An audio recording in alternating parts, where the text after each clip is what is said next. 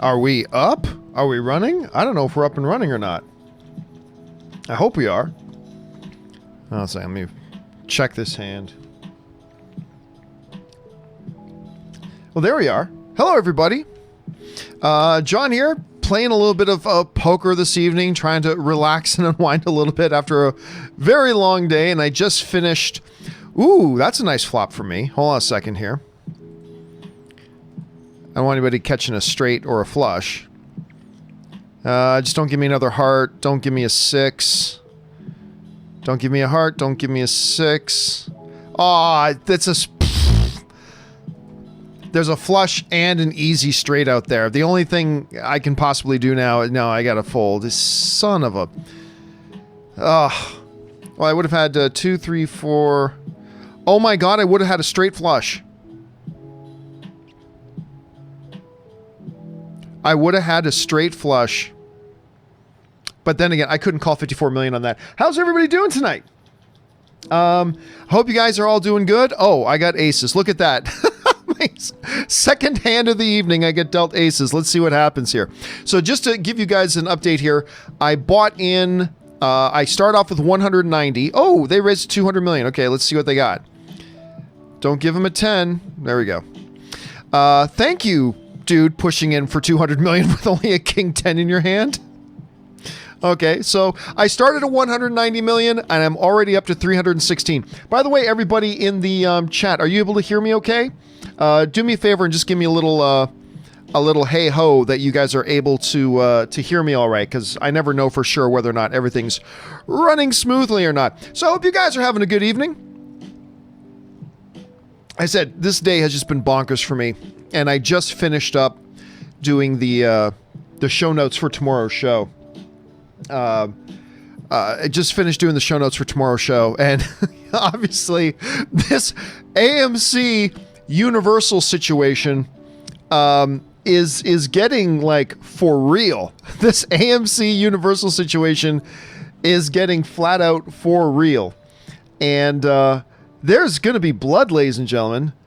I think there's going to be blood. There will be blood in this AMC and Universal situation, that's for sure. It's getting absolutely nuts, and it's going to be a big topic. Obviously, it's going to be our main topic on the John Campea Show tomorrow with me and Rob, but I'm going to go out on a limb and guess that some of you guys, oof, pocket queens, all right. I'm going to go out on a limb and guess some of you guys are asking about that already. Hold on a second. Let me deal with this.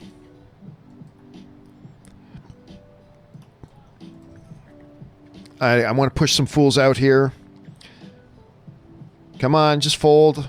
This guy 26 is going to push all in. And I will call. Hopefully he doesn't have kings. And I win. There we go. All right, so update again. I bought in at 190. I'm up to 353 million. So there we go. So hey, why don't we start taking a look at the questions you guys are sending in? Oh, I'm not going to call 10 million. All right, Dan Ketchum writes, never had the heart to tell my elderly dad that he sucked at poker. I would lose on purpose. Well, you're a good man, Dan. You're a good man. Because, you know, the competitive nature in people, you want to be, especially, I know what, if I compete against my dad in anything, I definitely want to win. But I'm a very competitive person. The only person I know who's more competitive than me is my wife. Anne is like stupid competitive. That's one of the things I love about her. But that makes you a good man, Dan. That makes you a good man. All right. The Wakandan Forever writes in, are you a chess player, John? I am. I can play chess, but it would be disingenuous. Oh, sorry. I like King Jack. Not bad position. I'm going to give it a little raise. It would be disingenuous for me to say I am a chess player. I can sit down and play a game of chess, but oh, that's a terrible flop for me. First of all, there's an ace on the board. Second of all, it's all hearts, and I don't have a single heart, so I'm dead. I am not winning this hand. Time for me to fold. Yeah, so like I said, it would be, at best, it would be disingenuous for me. Why is that guy putting in that much money with no hearts and an ace on the board? What was that? I swear to God, guys, I don't know what some people are thinking. I'll limp in with 10 Jack. I like 10 Jack. Anyway. So no, I am not a chess player, despite the fact that I know how to play a little bit of chess. All right. What's up here? Wakanda Forever also writes, I'm not going to call 2 million. What's worse, spoilers or crying babies in theaters? I mean, look, not all spoilers are created equal, right? Not all spoilers are created equal. There are, some things that some people consider, well, there's a scene in the movie where there's a car chase. I didn't want to know there was a car chase. And then there are some people who are like, of course, the big spoiler is, Bruce Willis was a ghost the whole time. So there are different definitions of spoilers. Little things, and even general things, I don't have a problem with. Like, I just don't mind spoilers too much. Crying babies are worse to me. But you know what? Here's the thing. I say crying babies are worse, but I often feel so bad for parents because what are you going to do? Babies cry. That's what they do. Babies cry. So they're going to cry. There's going to be a baby that cries in a theater. I mean, the only thing you can hope, why are you raising me? Okay, let's just see what you got. If you got a bigger jack than me, you got a bigger jack than me. Oh, he's got much bigger than me. He had the aces that time. Because that's the dude who pushed all in on me with King 10. So I'm like, I'm not buying this, but he had the aces. Very nice, very nice. So I just took a hit there. But again, I started at 190. And I've been playing for 5 minutes. I'm already up to 286. So I just took a bit of a hit. That's okay. I can live with that. Ooh, I'm not calling anything with 7-4. So I will say crying babies. But again, a lot of people get mad.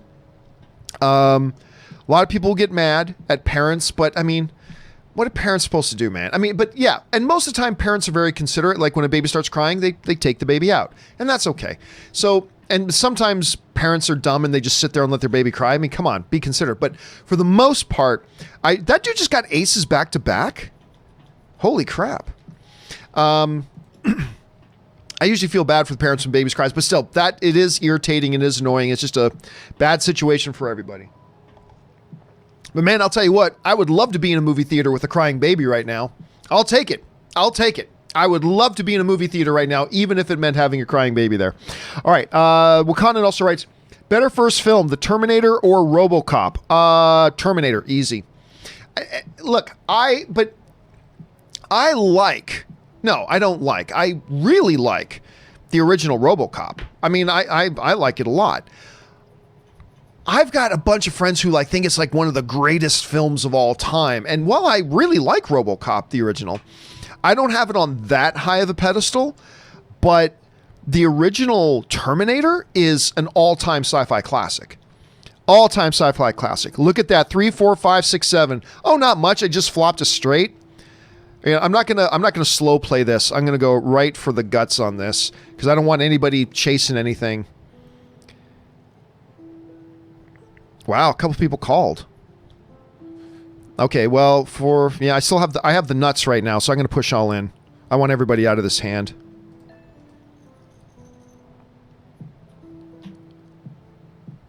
And I win.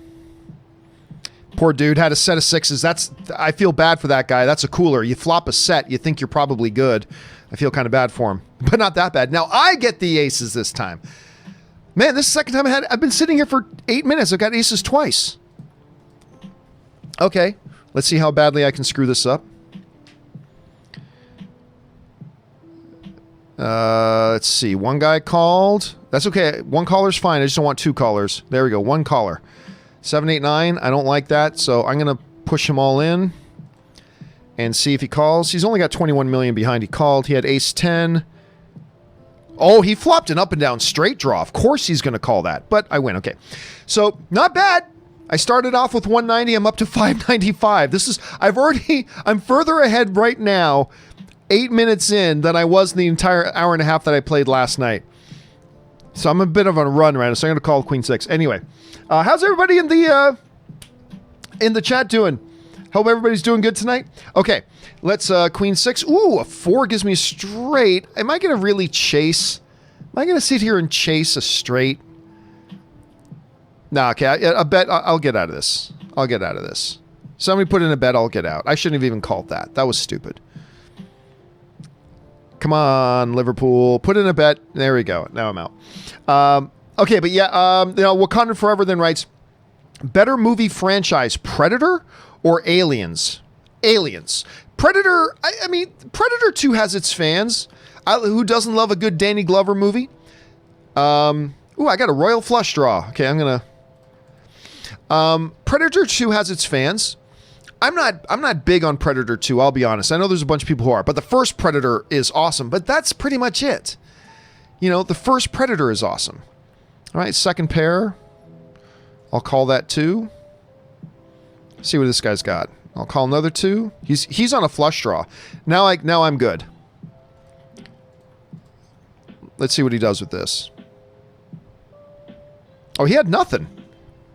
He had nothing. At least he's nice. Says nice hand. Okay, I'm up to 620. This has been a good night already. I'm up to 620. Not bad. Okay. So yeah, I would say Aliens, because while there are some struggles in the Aliens franchise, you got Alien 1 and Aliens, right? I mean, right there, that alone beats one Predator movie. And then you have a lot of people who liked...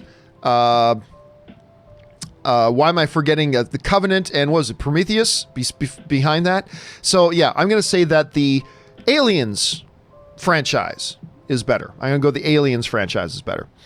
All right, Orange Hand writes in.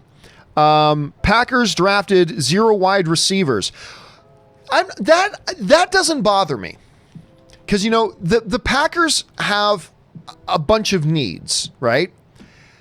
And you can make an argument for a receiver, but honestly, getting a receiver wasn't their top priority or their top need, especially when you consider there are a number of wide receivers that are going to be available to go out and snatch up. To me, the biggest question mark with them is that they drafted a quarterback. Now, I get it. In a lot of normal circumstances, Aaron Rodgers isn't going to be Aaron Rodgers forever. You need to get a solid guy behind him that you can start grooming to be your future guy. I get that. But Aaron Rodgers is still playing at a very, very high level. And when you've got Aaron Rodgers at quarterback, you have a chance to win. You can win. You can win football games. And you could even be, a Super Bowl contender. Drafting a backup quarterback does not help you win right now. I mean, that's the thing. So again, on one hand, I kind of see the wisdom of it in general, but you're a team that you could win right now with the right pieces built around an Aaron Rodgers. And using a substantial draft pick to pick up a quarterback, that's not helping you win right now. And if you hear reports that Aaron Rodgers is kind of pissed off, it's not because he's like, oh, how dare you get another quarterback when I'm... No, it's not that. It's just that Aaron Rodgers knows he's only got a limited amount of time left of a window to be a serious contender, and you need pieces of the puzzle that will help you win today. And a backup quarterback, it ain't going to help you win today, unless Aaron Rodgers gets injured or something, heaven forbid. And I think that's the part that's got a lot of people confused, is that they didn't make a decision to help them win today. And that's the part that's a little bit befuddling, to be honest with you. But whatever, I'm not a big Green Bay Packer fan, so I'm perfectly fine if they make mistakes. I'm perfectly happy that they make mistakes and maybe suffer a little bit, because I am not a Packers fan. All right, let's see here. 10-7 suit. I like these little gap suited cards. Let's see if I'm going to be able to get in here. Oop, that's terrible for me. I'll fold the next time somebody bets. All right. I see. Kevin Campbell writes, John, did you hear about the drama? Here it comes. Did you hear about the drama between AMC and Universal? AMC are now saying they won't play Universal movies anymore due to Trolls World Tour going VOD. What does this mean for Fast 9? All right, let me clarify something here. Let me make something very, very clear. Because there's a lot of misinformation going around, and Kevin, there's a little bit of misinformation in your question. So let's be very, very clear about this. AMC has not said that we aren't going to play Universal movies anymore, period. They certainly didn't say we're not going to play Universal movies anymore because Trolls World Tour went straight to VOD. What did happen is this, and we're going to go more into detail on this on the John Campea Show tomorrow, but it's a fine distinction, but it's an important distinction. The Universal CEO said, yeah, we think moving forward, we're going to release movies in theaters and on digital at the same time. To which the AMC CEO replied saying, AMC will not play any of your movies under those circumstances. Again, the Universal CEO said, yeah, we think we're going to start releasing our movies in theaters and on digital at the same time. And it was a response to that AMC said, oh, we're not going to carry any of your movies that are going to do that. So like, for example, if Fast and the Furious 9, if they decide to release Fast and Furious 9 in theaters and not on digital, AMC will carry their movies. AMC will carry their movies. Try to get the arm of my chair there. There we go. AMC will carry their movies under those circumstances. What the AMC CEO was saying was, under the context that you just described, like you think you're going to put out Fast 9 in theaters and on VOD at the same time, say goodbye to theater. Say goodbye to all the money. Say goodbye to all the money, because we're the world's largest theater chain. We're not going to put your movie in our theaters if you're going to do that. So if Universal puts out Fast 9 and it's not on digital and straight to theaters for a regular theatrical window, AMC will still play that.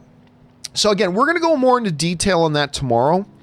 But yeah, this is getting contentious. This is getting kind of contentious. So we'll see how far this boils over as we get pushing on. It's very, very interesting situation. But basically AMC is saying this.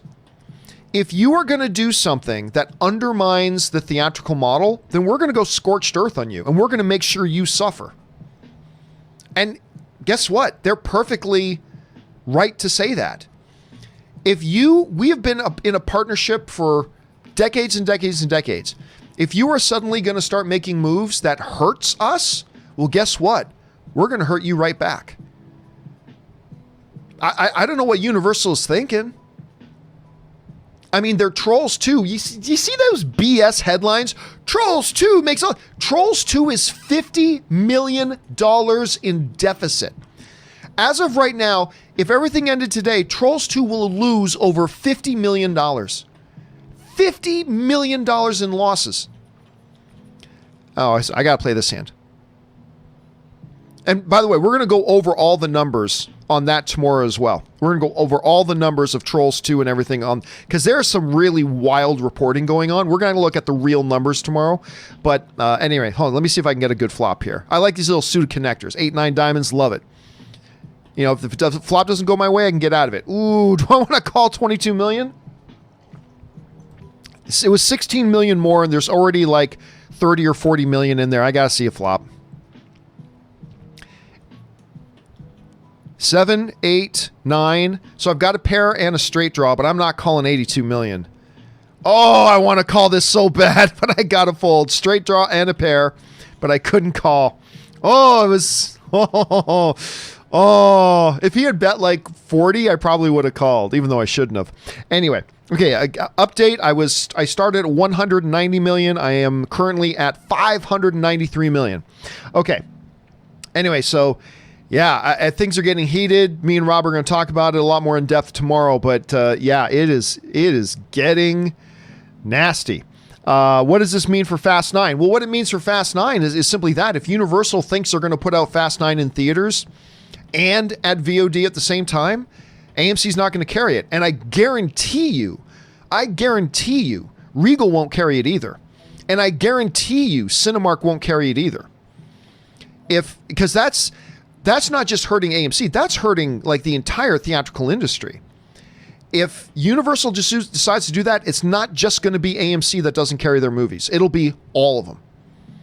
At least all the major chains will refuse to carry it. And rightfully so. But we'll see how this kind of unfolds here. All right, let's see here. What do we got up next? Dark Helmet writes, who is better at poker, Earth 1 or Earth 2 John? Yeah, I've been doing the Earth 2 John. As a matter of fact, I just finished recording. I finished the show notes and then I recorded the Earth 2 John break video that we'll be playing tomorrow. Been doing the Earth 2 John thing. Hello, everybody.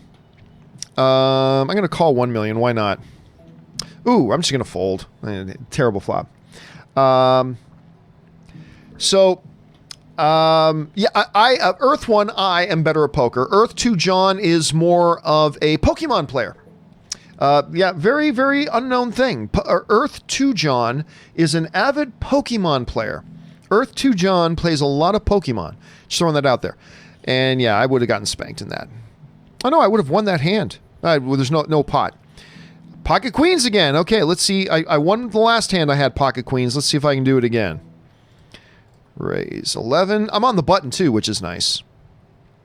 So I got position. I'll be just as happy for everybody to fold. Go ahead and fold. Love it. Just let me take what's in the pot already. There we go. I'm free 8 million. Why not? I'll take it. Yeah, no, I'm going to fold that. All right, let's see. What's next in here? Ben Rayner writes, well, John, AMC threw the hammer down to Universal. They did, but really it was more, it's a threat. Remember, it's a threat. It's not like AMC came out and made a proclamation, hear ye, Adam Aaron, the CEO of AMC. He was not the CEO when I was at AMC, by the way. Gary Sanchez was his name. He was the CEO of AMC when I was there. But at any rate, Adam Aaron is now the CEO at AMC. And he did not come out, just to be clear, and throw down the hammer and say, you are banned from the island. Like, he didn't do that. He didn't come out and say, you're gone. We're never going to play you. No. It was a threat. But it was a very tangible threat. He basically said straight up, if you do what you just said you were going to do in your public statement, which is we're going to put it on theater and on VOD. He said, if you do that, and if that happens, your movies will not be playing on AMC screens.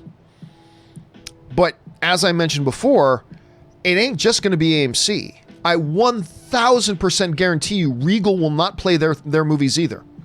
Regal won't play their movies either. If that's what Universal does.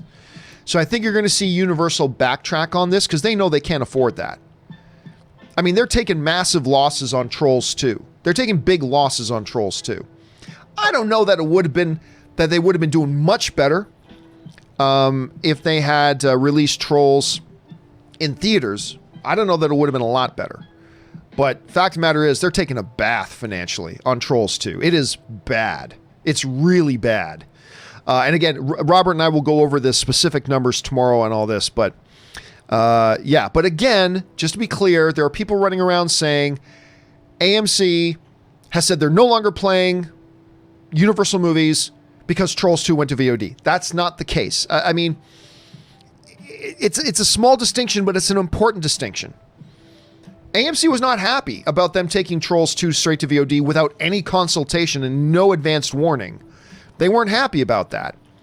But this whole banhammer thing, this is more about Universal saying moving forward what they're going to do with their movies, and AMC saying not on our screens, not on our screens. And I agree with them. I get it, and I agree with them.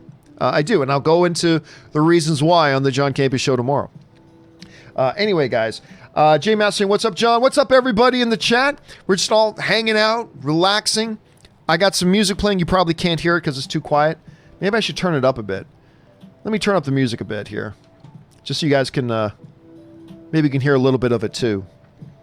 We're getting all smooth and jazzy in here tonight.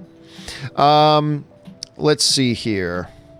Now, for update you, for those of you who are new, just joining in, I started off with 100. I bought in for $190 million. I'm currently sitting at 593. This is the World Series of Poker online game. It is something where you can accumulate. It's all fake money. It's fake money, but you get a certain amount to start with, and you build from there. And I'm trying to build my bankroll in WSOP right now. I'm sitting at a little over $1 billion, which is great. That was my goal, was to get over $1 billion. I shouldn't be calling 8 million with just ace-7 suited. That's a loose call. And now I flop a nuts flush draw. So I'm going to bet at this.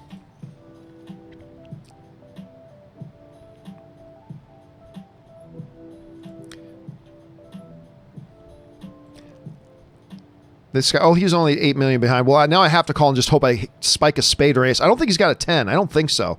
Spade or an ace. I got neither. Oh, no, he had kings. Nice hand. Yeah, if he had like 50 million behind more, I wouldn't have called, but for only 8 million more and the pot being the size that it was, I felt like I had to call. Anyway, so I took a bit of a hit there. I have now gone, I'm now at 541. Start off with 190. I'm now at 541. I can't call a bet.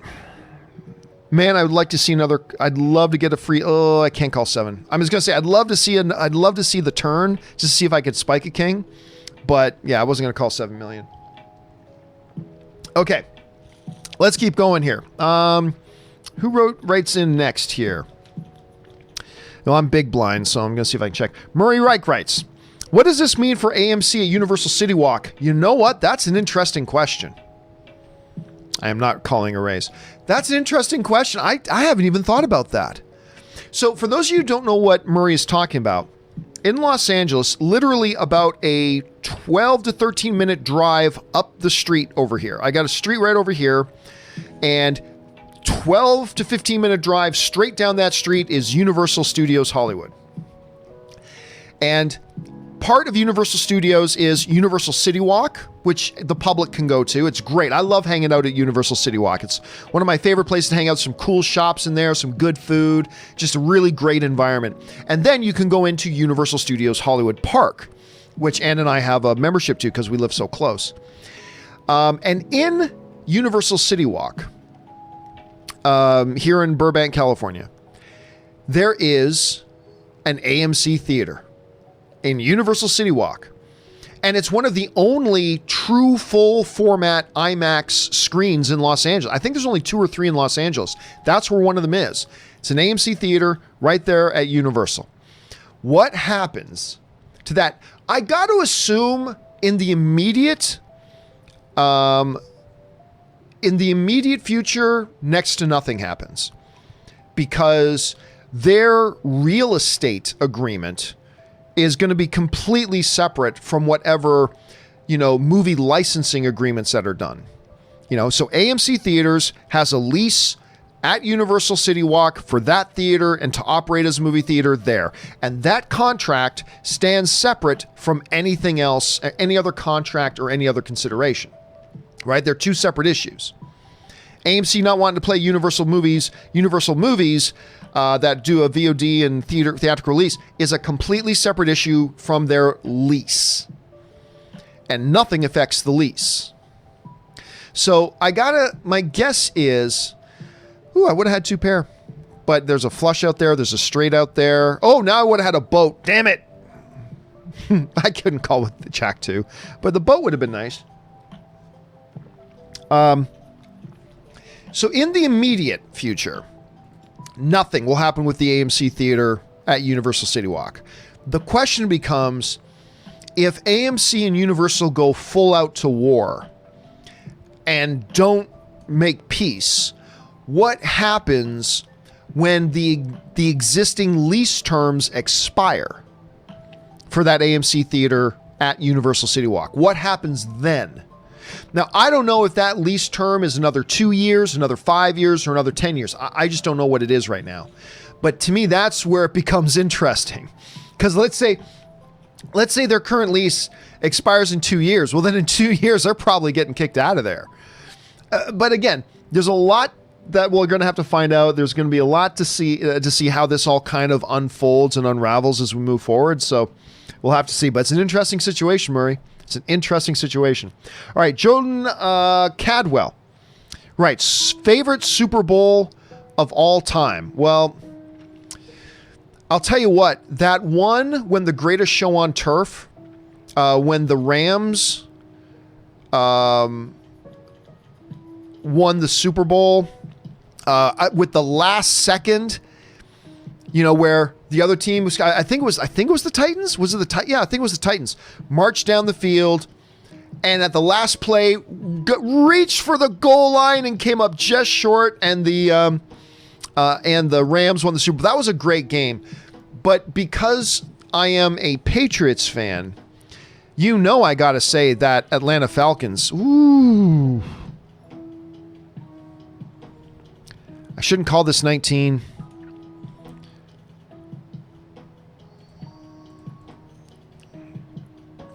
Yeah, he's got me. For sure, he's got me. I'm going to have to suck out with an ace or a straight here. Oh, no. I had the better hand. Woo! I had the better hand. Actually, the king saved him. I had the better hand until then. All right, anyway. What were we talking about? Oh, yeah, favorite Super Bowl. So as a Patriots fan, I got to go their Super Bowl against the Falcons a few years ago. What were they down by, 26? They were down by 26 or something like that? Oh, look at this. I got a straight draw. I got a flush draw. Put in a little bet, see if I can get everybody to fold.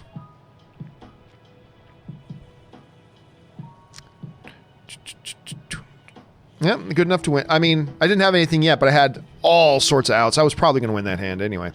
Yeah, that 20. I still remember I was at my office. A bunch of us were at the office watching the game. It's when I was still with Collider, and a bunch of us were watching the game from the offices. It was crazy. The environment was nuts. Oh, look at that. I just spiked myself a straight. Okay. Great. You bet 2. I'll raise to 20. You can fold now. Another 27, or you can put it all in if you want. There we go. Oh, he had top pair and a flush draw. I can see why I was betting that.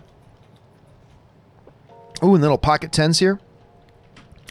Yeah, man, I remember going into my office at halftime. I mean, they were getting beat up. I mean, the Patriots were getting beat up by the Falcons.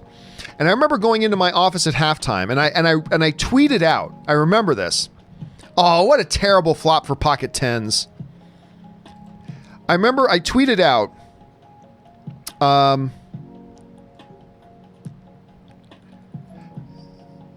If he did have the king, damn. I remember I tweeted out, if they come back, this will be one of the greatest comebacks in Super Bowl history. And it was actually the greatest comeback in Super Bowl history. And I just remember being in that office and all was just freaking out. Like, it was unbelievable. And I believe that was the game. And they won another Super Bowl since then. But I believe that was the game where Tom Brady became the GOAT. I think it was that game that Tom Brady became the GOAT. I mean, it was just the most unbelievable, remarkable, ridiculous comeback in Super Bowl history. That I think that was his 5th. I think that one was his 5th Super Bowl ring. And it's the greatest comeback of all time. That's got to stand, Jordan. That's got to stand as my all-time favorite Super Bowl. Has to. Absolutely has to. All right. Let's see. Who's up here next? Jared McBride writes, John, I would like to watch Lord of the Rings movies in theaters again. That would be cool. Oh, God, I would love that. You know, I'm so glad you mentioned that, because lately we've been talking about when the movie theaters open, that, you know, the theaters are going to have to play something, because there won't be new movies to play on the day that movie theaters open, right? Even the AMC said they'll open a couple of weeks before Tenet does. So they're going to need something. We've been talking about Avengers Endgame needs to be up there, and Infinity War, maybe a Star Wars movie, maybe Avatar or whatever. Lord of the Rings films. Oh, dude, you are 1,000% right about that. I would love to go into a movie theater and watch Lord of the Rings on the big screen again. I can't even remember how many years it's been since I've seen the Lord of the Rings on the big screen. I mean, too long. The answer is too long. It's been far too long. So, yeah, man, you want to get suckers like me back into the theaters right away, you put in the Lord of the Rings trilogy. As a matter of fact, that's what you do. You say, you know what, this Saturday, starting at 1 p.m., we're going to play the Lord of the Rings trilogy. Ticket is $10. $10 a ticket. And you can come in whenever you want and watch all 3 films. You want to come in at 1 and watch them right from the beginning, like right from the beginning of Fellowship of the Ring, you come on in and do that. You want to come in halfway through and maybe pick it up with 2 towers, or even halfway through, you do that. Like $10, come on in all day. Buy yourself some popcorn, buy yourself some chocolate covered almonds, have some whatever, you know, you come relax. You do that with Lord of the Rings trilogy. I am so there. You don't even have to make it the extended edition. Ooh, that dude had a boat. You don't even have to make it the extended edition.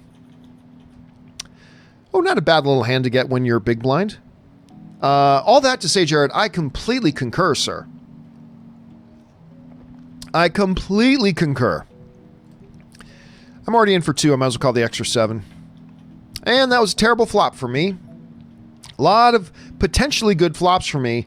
That was not one of them. Now, Courtney's going to bet again, and there she goes, 22.5.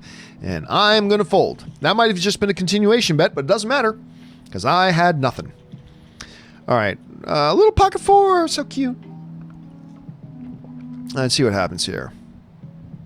I'm going to put in a raise just to see if I can get one or two of these guys not to step out. And 8 went higher. Do I raise again? I'm going to raise again. Come on, fold. Okay, at least I got rid of 1. Oh, that is a bad... Why whenever I have a small pair... Oh, now I am crushing. Okay, this guy's got an ace and he thinks he's good. And I got a full house. I'm like, why whenever I have a small pocket pair does ace king flop? Why does that happen? Why? Anyway, that worked out very well for me, actually. That 4 hitting did very, very well for me. Of course, if the 4 didn't come, I could have just folded my hand. It would have been fine, but 8, 9, 10, jack. All right, I got myself a little straight draw. I'll call, hope a 7 or a queen spikes, and hopefully it's not a club. That'll do. I'll take the 7, thank you. And I'm going to raise her because I think she's got a 6.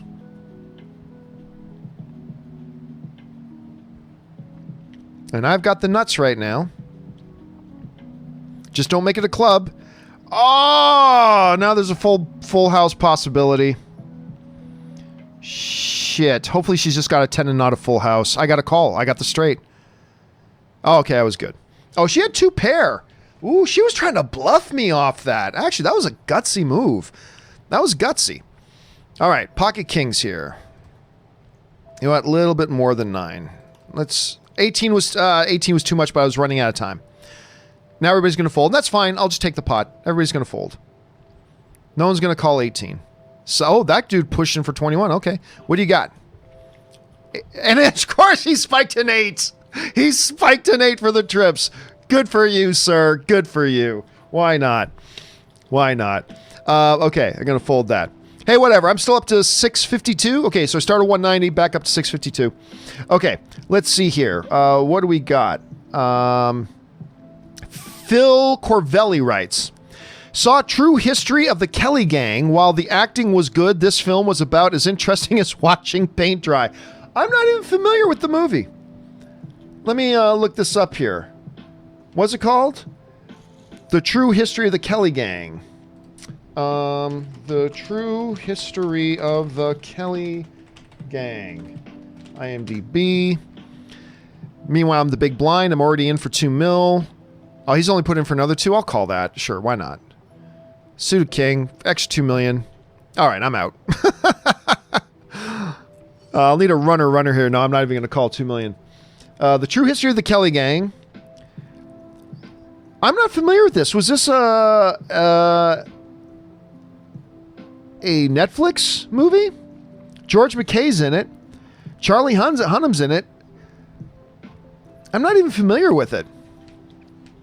Ooh, suited ace 10. I like that. I always like it when I get a potential royal flush. Of course, it never happens. Where am I in position here? I am out of position. You know, I'm still going to put in a little raise here. Because I think I got a better hand than either of these two guys. Of course, no ace for me. I still have an overcard. Still no good for me.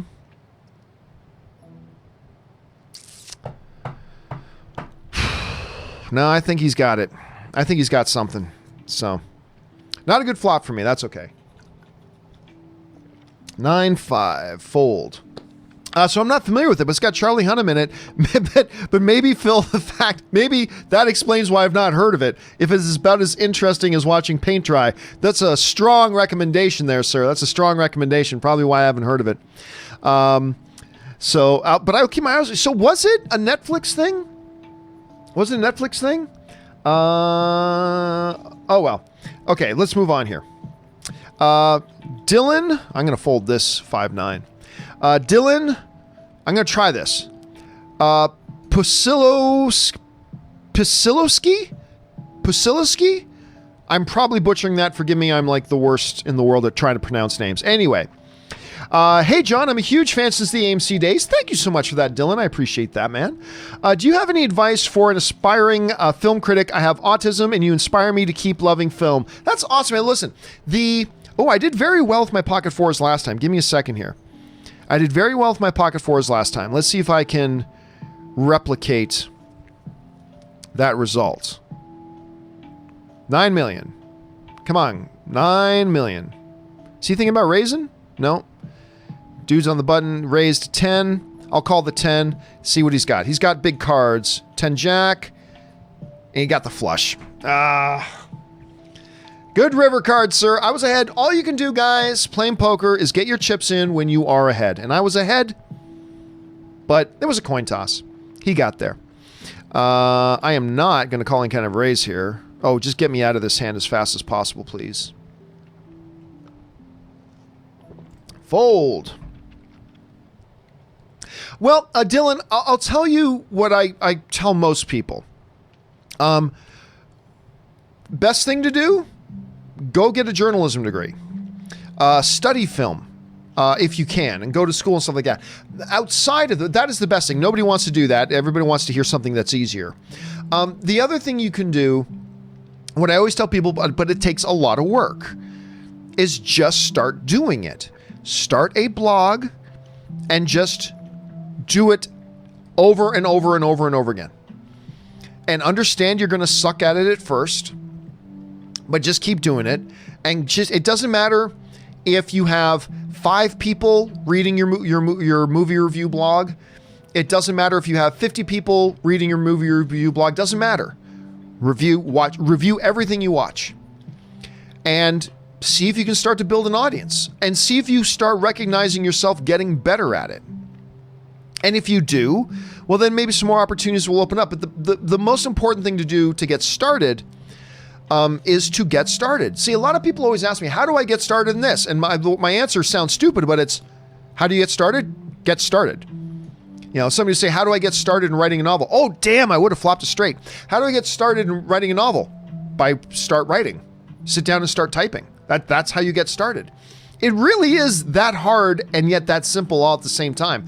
So my best recommendation, Dylan, is get a free blog set up. Get a free blog set up at WordPress. There's a lot of free blogging services, and just start writing your movie reviews and see how that. You know, one of these guys has an ace. You know, one of these guys has an ace. Yeah, I can't. I'm betting this guy doesn't, but I can't call. I can't call. See, these people are going to call with an ace in their hand and an ace flops, and that kind of ends it right there. Anyway, where was I? Oh, yes. The best way to get started is to get started. Ooh, second nut flush draw. I'm more than happy to keep checking to see if I can just get lucky with another diamond. Worth 4? If one more person calls, worth 4 to win 8? No, I'm going to fold. WordPress. There are a number of free blogging services. Sign up and then just start writing your movie reviews. Best way to do it, man. And now, unfortunately, when a lot of people ask me that question, they want some magic button that you press that instantly you're doing it for a living or whatever. Look, the reality is that's not realistic at all. But to get started, just get started. Okay, let's see if I get a little bit of a hand here. I do not. So I will fold at the first sign of a bet. Yeah, I'm folding that. So anyway, Dylan, best of luck. Just get started and start writing. And the other good thing about that approach, Dylan, is that you actually get to see if you enjoy it. All right? Because you think you enjoy it, but Some people, then you start realizing how much actual work goes into it, and suddenly they don't enjoy it so much anymore. So it'll give you an opportunity to see if you actually enjoy it. It'll give you a chance to work your craft. It'll give you a chance to start maybe getting a little bit of a readership. Again, doesn't matter if it's 5 people, 10 people, 100 people, 1,000 people. Doesn't matter. Gets a little bit of a readership.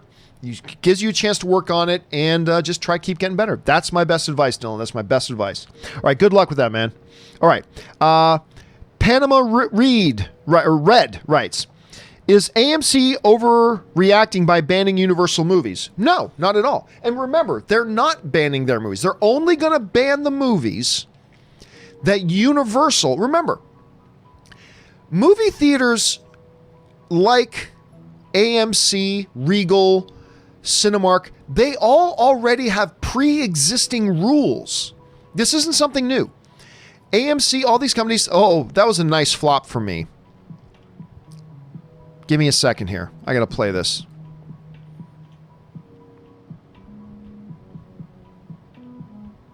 Come on, somebody make a bet. Come on, somebody bet. Okay, somebody please make a straight or something. Somebody bet. All right, I'm going to bet. No, whatever. I'll win the pot. No one's got anything. Yeah. Just once it flopped all suited, no one was going to call anything. That was fine. Anyway, getting back to this. Even before all this mess, AMC, Regal, the movie theaters of the North American Theater Owners Association, they all have a rule that they will not play in their theaters movies that are day and date releases, which means movies that you're putting into our theaters and you're putting on streaming and VOD at the same time. There's already rules in place that say we're not going to do that, right? That's been around for years. That was a rule at AMC theaters when I was there. I mean, that was years ago, right? So that rule's already in place. AMC, and again, we'll talk more about this on the John Campea Show tomorrow more in depth with more details, but AMC did not just say, boom, we're banning Universal films. No, what they said was, we are not going to play any Universal film that does what Universal CEO just said they're going to do, which is release their movies in theaters and on digital. And AMC Theaters just said, no, you're not. Not in our theaters. And that's why I was saying that none of the other theaters will either, because there's already a rule in place. They've already got this rule. This isn't something brand new that AMC just made up because they're mad at Universal. This has been the rule all along. We will not play a movie in our theaters if you want to try to release it on streaming or VOD at the same time. Oh, look at that. I got 2 pair. With 7 deuce. The worst. The only reason I'm in this hand is because I was the big blind. That's it. That's the only reason I'm here. I shouldn't have even been in the hand. I would have folded immediately. Anyway, 7-6. What are you going to do? Or I'm going to fold this. So yeah. So AMC saying to Universal, we are going to enforce the rules that we have always had, and we will not play your movies if you're going to try to play your movies and play them on streaming and VOD at the same time. Nah, those movies will not be in our theaters. That's not an overreaction. That's perfectly justified. If anything, it might be a very subdued reaction. Because if I'm AMC, I'm personally giving Universal the double F'ers right now. I'm personally giving them the double F'ers right now and saying, we're done with you. Good luck. Let's see how you do. Your little Trolls 2, you're going to lose $50 million in that movie. Way to go. Way to go. If I was AMC, I'd be a lot more aggressive. I think they're being very subdued and saying, look, if you move forward with this plan, Universal, you're not playing your movies on our screens, because that's always been the rule. And again, why I mentioned earlier that you're not going to see Regal play their movies either. Regal, Cinemark, none of them. None of them are going to play their movies. So yeah, and nor should they. Again, Universal, they got to take their head out of their ass. I don't know what they're thinking right now. I really don't know what they're thinking right now. Anyway, Oscar just running. Oh, hold on a second. I got pocket tens here. I gotta rock with these. Give me a second. Okay, one caller. Nice flop for me, actually. Nice low flop. Unless the dude's got like 5-8. Yeah, like, what, he's got a straight already? He's got 5-8? Ah, damn it. This one's gonna hurt. What has he got? Ace 4. He flopped bottom pair and he called my... He called my bet and raised me with a 4? All right, whatever. I'm now up to 690 million. Started off at 190, now up to 690. So not bad already. And I'm the table chip leader by a mile here. So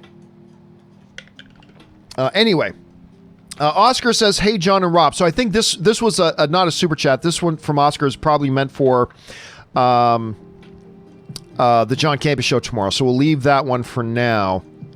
And Jeff Hawley's also a tip for tomorrow as well. All right. ZMG Ruler writes in, "Hope you visit Victoria when you move to Seattle." Yeah, I mean, and I don't know how far off that is. Now, for those of you wondering what ZMG Ruler talking about, just in case you didn't know, I got pocket queens. I'm not calling 6. I'm raising this sucker. Please no ace or a king. Please no ace or a king. Do not put an ace or a king. Oh, that dude's got pocket aces. Oh, and I feel kind of bad because I spiked the queen. Sorry, dude. That's a pure straight up suck out. That's a pure straight up suck out. I mean, there was nothing I'm going to call an all in with pocket queens. That guy's clearly going to go all in. That guy's clearly going to go all in with pocket aces. That hand played itself. I feel bad that I won that hand, but I'll take it.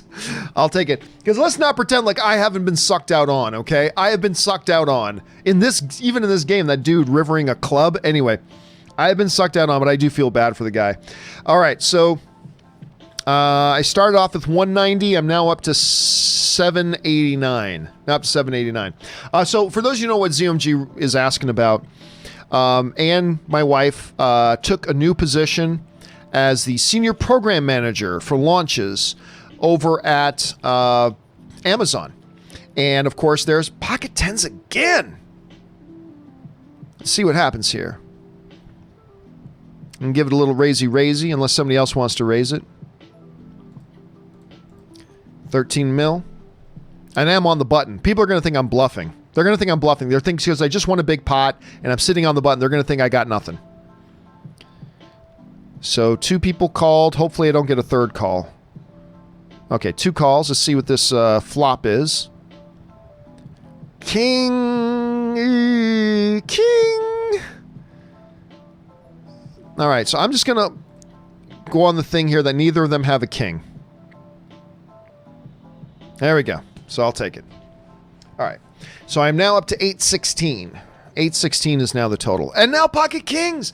I got to tell you, man, I've played pretty well today, but I'm also getting some good cards. I mean, just call it what it is. I'm also getting some pretty good cards here. Now they're definitely going to think I'm bluffing. I won a couple of hands. I've raised a few hands in a row. Somebody's going to think I'm bluffing. They got to think I'm bluffing here. And that's a good flop for me, unless, of course, he's got pocket jacks, in which case I'm screwed. So I'll call that. What has he got? Yeah, okay. Queen 10. He flopped a straight draw. I mean, I can see why he bet there. 9, 10, jack, queen. He flopped an up and down straight draw. I could totally see why he bet there. All right. Sorry, what were we talking about? Yeah, Anna's taking a job at Amazon. Amazon's head offices are in Seattle, but of course, because Seattle, everything is shut down, and Amazon offices are shut down, Anne has already started a new job, but she's working from home here in LA. Now, eventually, I don't know if it'll be a month, 2 months, or 3 months from now, eventually Amazon will open their offices back up. And when that happens, Anne and I will go out to Seattle. We'll find an apartment in downtown Seattle, and she'll stay there. I will come back to LA, and I'll probably be in LA for another 2 or 3 months after that, finishing up my movie, getting everything shut down here, and then I will go out and live in Seattle with her. Now, how long we'll be there, I don't know. Amazon has LA offices, so maybe they'll transfer to the LA office. I mean, I don't know. We'll have to wait and see. But I don't know. Or if you're talking about Victoria, British Columbia, oh, yeah. That's one of the nice things about the prospects of moving up to... one of the nice things of the prospects of moving up to Seattle is that I'm going to be a lot closer to Canada. Like I'm going to be able to just, hop, skip, and a jump, go over into British Columbia, which I'm going to be very excited about. 35 mil, but he's all in. I'll see what he's got. Why not? I've got a lot of chips, so I might as well just see what he's got. And so I'm going to get a few other people in the hand. That's good for me. I don't know if I can beat. Okay, I'm going to call that. If you watch it, she's got Ace Jack or something. She does. Remember I said, watch this. She's got Ace Jack. I knew she had Ace Jack, but it was only like 10 more million I had to call. Oh, he had pocket twos. Yeah, with his chips, I could see pushing for all in pocket twos. All right, so I'm now at 810. Now at 810. I thought it was the button. I am not the button. I'm nowhere even near. I only called the 2 million because I thought I was the button, and I am not the button. I'm way off being the button. But anyways, UMG Ruler, yes. The plan is that I will probably make... I'm not calling 48 million. The plan is that... the dude flopped a set. And that is a cooler. Flopped a set versus flopped a straight. Oh, ugly. Ugly. But yeah, the plan is for me to do some visiting up to Vancouver while I'm there. So, looking forward to that. Okay, what else we got here? Abley writes, Barry Jenkins for Blade. What do you mean, like directing? Hold on a second here.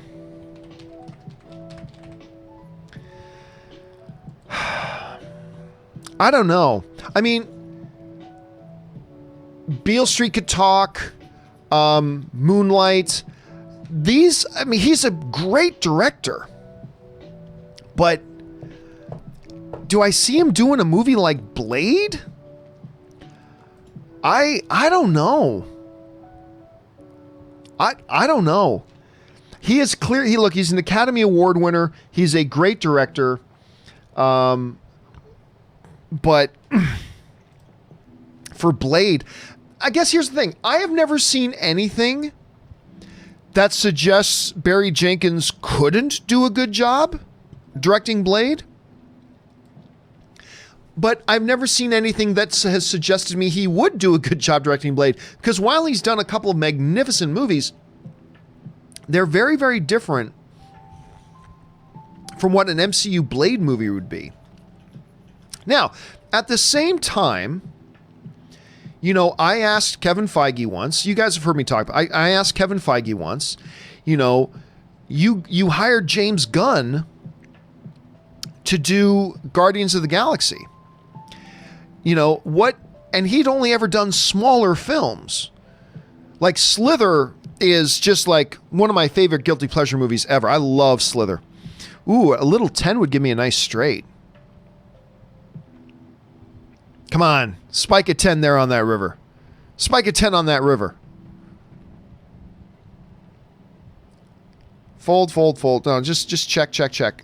No 10. So instead of the nut straight, I got nothing. So I'm just going to fold my hand. And I asked Kevin Feige, James Gunn has never done anything like a big comic book blockbuster before. And Kevin Feige looked at me and he said, you guys saw it. It was in the video. He looked at me and said, but a guy who, if somebody knows how to tell a story, a good storyteller is a good storyteller, is what he said, right? So maybe a Kevin Feige could do that. Look, at the end of the day, I don't really care about what X director directs X movie. I don't really care about that all that much. My main thing is just as long as you get a talented director. Barry Jenkins is a talented director. So if they announced tomorrow that Barry Jenkins was going to direct a Blade, I'd be all for it because he's a talented director. And at the end of the day, that's all I care about. So, and maybe Kevin Feige would see it that way. I don't know. But then again, I also have no idea if a movie like Blade would even... Oh, of course this spikes another 8.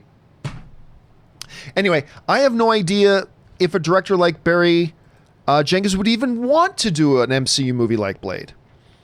I mean, there's really nothing in... there's nothing in his repertoire that tells me Barry Jenkins is even interested in stuff like that. So it's an interesting question, though. All right. Let's see here. Gene Kelly writes, have you seen the video Why Jurassic Park Looks Better Than Its Sequels? It conveys importance of directors, DPs, and even practical effects. I have not. I have not. I'm not even sure I agree with that sentiment. I mean, maybe if I sat down and really did a study of it, maybe I would come to the same conclusion. But I'm not quite sure that I agree with their premise that Jurassic Park looks better than its sequels. As a matter of fact, I remember one of the recent times that I watched Jurassic Park, I remember thinking, woo, you can see the compositing in there, man. Compositing is a visual effects term, but I remember looking at it and going, woo, you can see that compositing. And some of it's a little, whatever. But I mean, at the time, it was revolutionary for what it was doing. So I'm not sure that I agree, but it does sound really, really interesting. That does sound really super interesting. I might have to go and look that up because that is a very interesting sounding premise of something here. All right. Another Pocket 10s? No.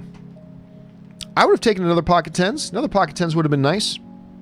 Okay, what does we got here? EJ Tan writes, I am so excited to finally watch all the Daniel Craig James Bond movies for the first time. Yes, I know I am very behind, but now I am catching up. And dude, you are in for a treat. Now, they're not all great. You know, Quantum of Solace wasn't great. Spectre was a little shaky. But Casino Royale is awesome. Listen, I'll actually say the unpopular thing. Casino Royale is actually my favorite Daniel Craig Bond movie. Everybody else will say Skyfall, and Skyfall's great. Skyfall is great. It's also the highest grossing James Bond film of all time. Skyfall, no doubt, is wonderful. Really great. But yeah, for me and my money, I like Casino Royale. And then, of course, we've got No Time to Die coming up. So you are getting caught up on them, EJ, at just the right time. You're getting caught up on the Bond movies at just the right time. So, because hopefully, you know, come November, we're going to get James Bond as long as everything else goes according to plan and we don't get any more, you know, massive delays or stuff like that. Hopefully that'll be the case. We'll keep our fingers crossed. We will keep our fingers crossed. But yeah, good time to get caught up. And listen, I know it bothers people when I say it, but it's true. Daniel Craig is my favorite James Bond. And it's not because he's just the new James Bond. It's because, and some of you have heard me say this before, there are two archetypes to James Bond.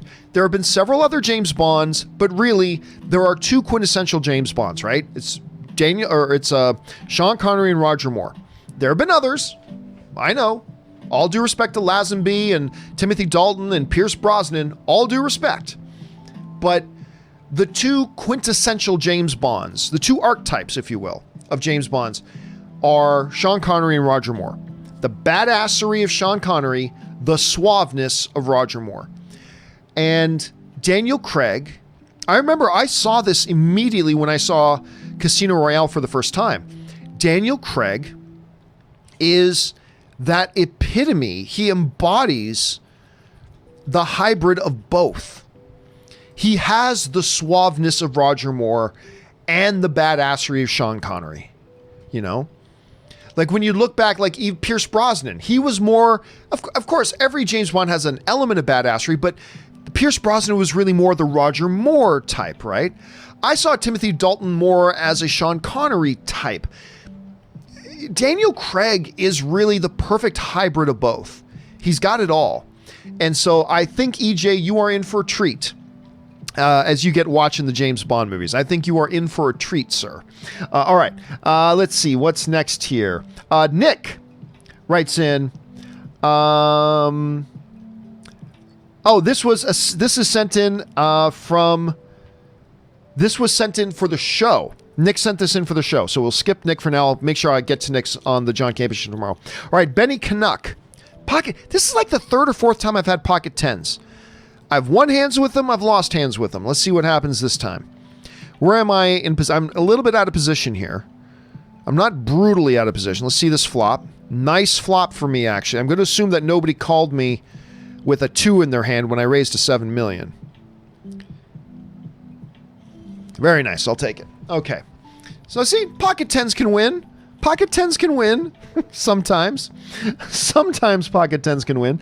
All right. Let's see. Benny Canuck writes, hope you have a meetup in Vancouver, British Columbia when you come visit from Seattle. I'm sure a lot of people from Western Canada would come out. Oh, dude, for sure. Check that ace 6. Let's see what I can get here. How come there's always aces on the board except for when I have an ace? No aces on the board when I have an ace. Oh, dude, absolutely. Yeah. 52. He's betting 52 million on an $8 million pot. Oh, well, he only had 52 million behind. Okay, that's fine. Oh, absolutely, yeah. Like, I'm planning on definitely getting up to Vancouver. I love Vancouver. So I will definitely get up there probably like once a month. So yeah, I will give me a little bit of time once I get to Seattle and give me an opportunity to find like what are some of my favorite spots in Vancouver. And then once I do, I'll probably set up a meet and greet. You know, I don't know if anybody watches me in Vancouver, but I mean, even if it's just me and 2 or 3 other people, I'll pick a bar some night and make a meet and greet, and maybe 3 or 4 people show up and we'll just hang out and talk movies for an hour or 2. And you guys can buy me drinks. And since I don't drink alcohol, it'll be cheap. All you got to do is pay for a Diet Coke and we're all good. Preferably Diet Pepsi, but most places don't carry Diet Pepsi, so we'll be all good. So yes, I am definitely going to do that. I'm on the button. Ace Rag. I don't really like playing Ace Rag, but I'm on the button. I'll give it a call. As long as nobody raises. Keep it at 2 million and you got me. I'm in the hand. All right. On the button, in for 2 million. Let's see what happens here. See? No aces for Johnny. No aces for me. Yeah, I'm going to fold that. Oh, Vietnam was, man, there are straights out there. There are full houses out there. There are trips. There's flushes. There's a lot. That's a dangerous board, man. Who's got what? Had the straight. Yeah, guy had 3 queens and he still lost. I mean, that turn was a dangerous turn if you had a queen, and did not work out for him. So yes, absolutely, Benny Canuck, we will be doing that 100%. Okay, let's see what else we got here. Russell Amador writes, I'm a peacock captain. You got to let me fly on this one. I don't know. Is that Firefly Serenity? No, that's a Leaf on the Wind. That's Leaf on the Wind. I'm not quite sure what that one's from, Russell. It sounds familiar, but I'm drawing a blank. If you guys in the chat board, know what it is Russell is talking about, by all means, please do let me know. Sorry about that. That one went over my head. Okay, let's see here. Galen Shumway. Ooh, also a little gap. You guys know I like playing these little gap connector cards. You know what? I'm in pretty good position. I'm even going to get a little sneaky here. I'm going to throw in a little raise. Just because if I miss the flop, no big deal. I lose what I've raised. But, 58, I can't call that. I can't. No, not with 6-4. Busted.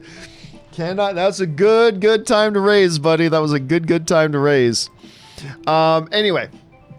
Galen writes, did you watch horror movies as a kid? Just crazy. I look at my daughter's age, and I think at her age, I had watched every horror movie between 1983 and 1988. I didn't watch a lot of them, but not because I don't recall my parents ever like forbidding me from watching. Like, I watched the classic ones like Halloween and Friday the 13th and Nightmare on Elm Street and whatever, but you know, I wasn't like a big horror movie guy in which that, like, even as a kid, that I went out of my way to find all the horror that I could or anything like that. So I never did that. But I did watch a bunch of horror when I was a kid. But I mean, horror today is, do I raise with 6s? No, I'm too out of position. I will call though. I will call. Let me just see what I've got going on here. Let me see this flop. Ooh! See, okay, I got a set, but look at that. There's 2 spades. There's a possible straight out there. I'm going to give a little bit of a raise here. Try to push some people out. This guy's on a flush draw. Oh, and now I got a boat. I'm good. I'm going to take his last 28 million. So, yeah. Oh, see, I told you there was a straight out there. That dude flopped the straight. That dude, I knew there was a straight out there. I knew there was, but I mean, boat beats straight, so we're good. What were we talking about? Horror movies. Horror movies. Yeah, I mean, I was really more into the action and sci-fi stuff when I was younger, you know? Again, but the weirdest thing, I remember as a kid, that before I saw An American Werewolf in London, which is my all-time favorite horror movie and to this day freaks the hell out of me. American Werewolf in London still freaks the hell out of me. But before I saw that, I think the scariest movie I ever saw for me was Jaws. Jaws scared the hell out of me. It absolutely scared the hell out of me. And I still remember the first time I saw the movie, I asked, hold on, let me just look something up here. Yeah, the first time I watched Jaws, I asked my mother to stay in my room until I fell asleep. Now, granted, I was very young. I was very, very young, but I asked my mom to stay in the room until I fell asleep. Even though there was no water in my room, Jaws scared the hell out of me.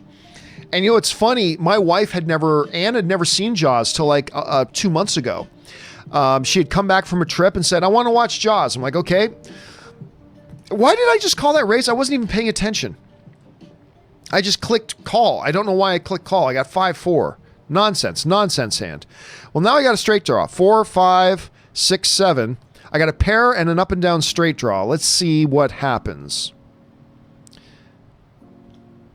Oh, now I got nothing. I got 4. I got bottom pair. Does bottom pair win? Oh, I'm not going to even call 2 million. Bottom pair isn't going to. No, he's got a 6. So I don't even know why I was in that hand. That was stupid. I wasn't paying attention. Pay attention, Campea. Pay attention. Anyway, yeah, Jaws freaked the hell out of me, man. And I don't know. I mean, if I have a kid, or when I have a kid, whatever, I don't know that at what age I will let my kids start watching certain material. Like, I'm sure that's something me and Ann will talk about, but dude, I'm just telling you what, I'm going to feel really, really, what's the word I'm looking for? I'm going to feel really, really embarrassed if like I have a kid and then like she watches Jaws at the same age I did and goes, oh yeah, that was cool. I'm going to feel really embarrassed because when I saw it, I had freaked the hell out of me. Okay, last time I had pocket sixes, I spiked one on the flop. I'm on the button, so let's do a little raisy. Push some more of the garbage hands out. Because right now there's 1, 2, 3, 4, 5 people in the pot with me. Now there's... pushed one person out. Oh, jeez. So you put in a raise like that to try to push a lot of the garbage hands out, but they all came along for the ride. And, yeah, I can't call. I just can't. Let's see what happens here. Because even if I hit a 6, even if I had hit a 6 on the river or flop, she may already have a flush. I hope this guy calls because I want to see what her hand is. Oh no, she was just chasing it, but he had the king already. Oh, he flopped 2 pair, and she was chasing the flush. I see. Wow, she got aggressive on that. I don't mind that. I like aggression. Let me get in here and play this too. Like this middle pair. I'll call too. Dude, listen, if you've got a hand, don't bet $2 million. That's just inviting. Oh, that dude raised a 4 and I wasn't even paying attention. See what happens? If you've got the hand, you bet the hand. Okay? You bet the hand. You just don't bet $2 million and let somebody catch up. Because they just did. They gave me a free card. Like, $2 million? I get a free card. Oh, now they hit their... Well, I can't bet because there might be a flush. So I'll just check it and hopefully I win the pot. Yeah, and I do. Okay. Oh, she had aces. Why did you not raise pre-flop? I'm telling you, people try to be sneaky. Ooh, I'll just limp in with pocket aces. You're just inviting disaster. Anyway. Let's see here. Galen, thanks for writing that in. Oh, look at this. Flop 2 pair. There's going to be a flush draw out there. That dude just bet 16, so I'm going to raise him all in. I might raise them both all in.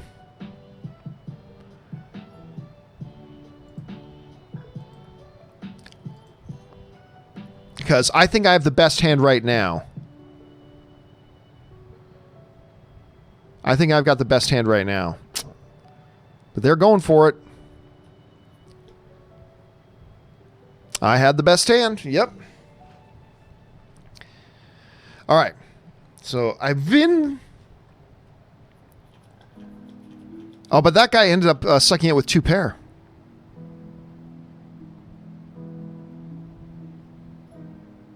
Okay.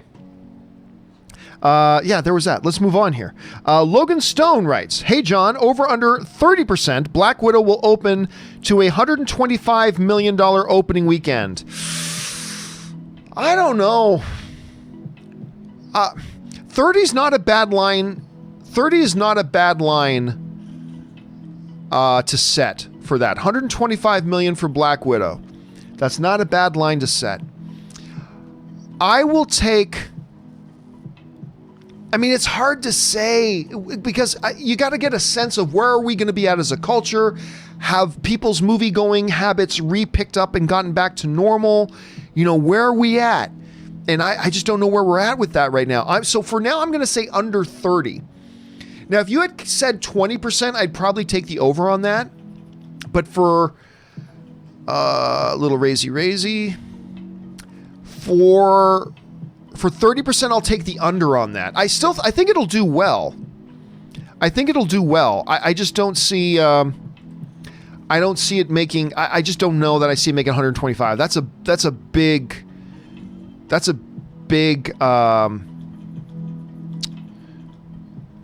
ask. 125 million is big, especially in our current circumstances. So yeah, if you were asking me, if you had set the line at 20, I would have said over. But if you're setting the line at 30, which is a great line to set, I'm going to ever so slightly take the under. They're going to think I'm bluffing right now because I've raised a bunch of hands here, so they're going to think I'm bluffing. I don't like that. Hopefully he doesn't have a king. If he's got a king, she's got a king. She didn't have a king. All right, so I'll take that. Yeah, so I will take under 30% on that. But I still think it'll do well. I just don't know with this environment, man. All right, next up, Carl McGill writes, "Hey, John, Carl from Vancouver." Hello, Carl from Vancouver. Why am I in this hand? Oh, yeah, because I was a small blind. Oh, now I got a flush draw. Hold on a second. Do I want to put in 5 to win 20? Okay, so there's 20 million in the pot. Call 5 to maybe spike a spade. Okay. And I didn't. All right. I didn't mind my pot odds there. Okay, Carl McGill from... Hey, John, Carl from Vancouver. Hello, Carl from Vancouver. I am sure you will talk about this on tomorrow's show. But wow, the drama between Universal... between AMC and Universal, crazy news. Yeah, I was talking about that earlier in the show. Now, again, for those of you who've been watching the whole show, you're getting tired of hearing this, but for those of you who joined, it is important to keep in mind what was said and what was not said. What was not said was that AMC is banning all Universal movies, period. That was not said. What was said was that Universal's CEO said, yeah, we think when the movie theaters open back up, we're going to release our movies in theaters and on VOD. It's in response to that AMC said, no, you're not. We're not going to play any movies that you release like that. Any movies you release like, oh, I could have called for free. Any movies you release like that, where you're trying to put it in theaters and on VOD at the same time, we're not going to play them. But again, that was a pre-existing rule AMC already had. That's a pre-existing rule that AMC, Regal, Cinemark, Landmark, they all have. They all have that rule. So I don't know what Universal's thinking. But we are going to talk about this much more in depth tomorrow. We are definitely going to talk about this in depth tomorrow. Okay, I got nothing here. Just bet so I can get out of the hand, Larry. Come on, Larry. There you go. Bet so I can get out of the hand.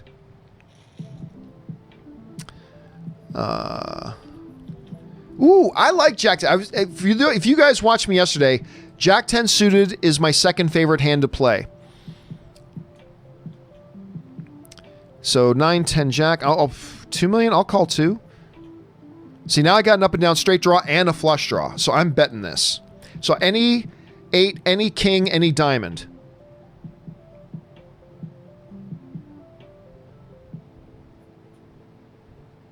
I don't think he has anything.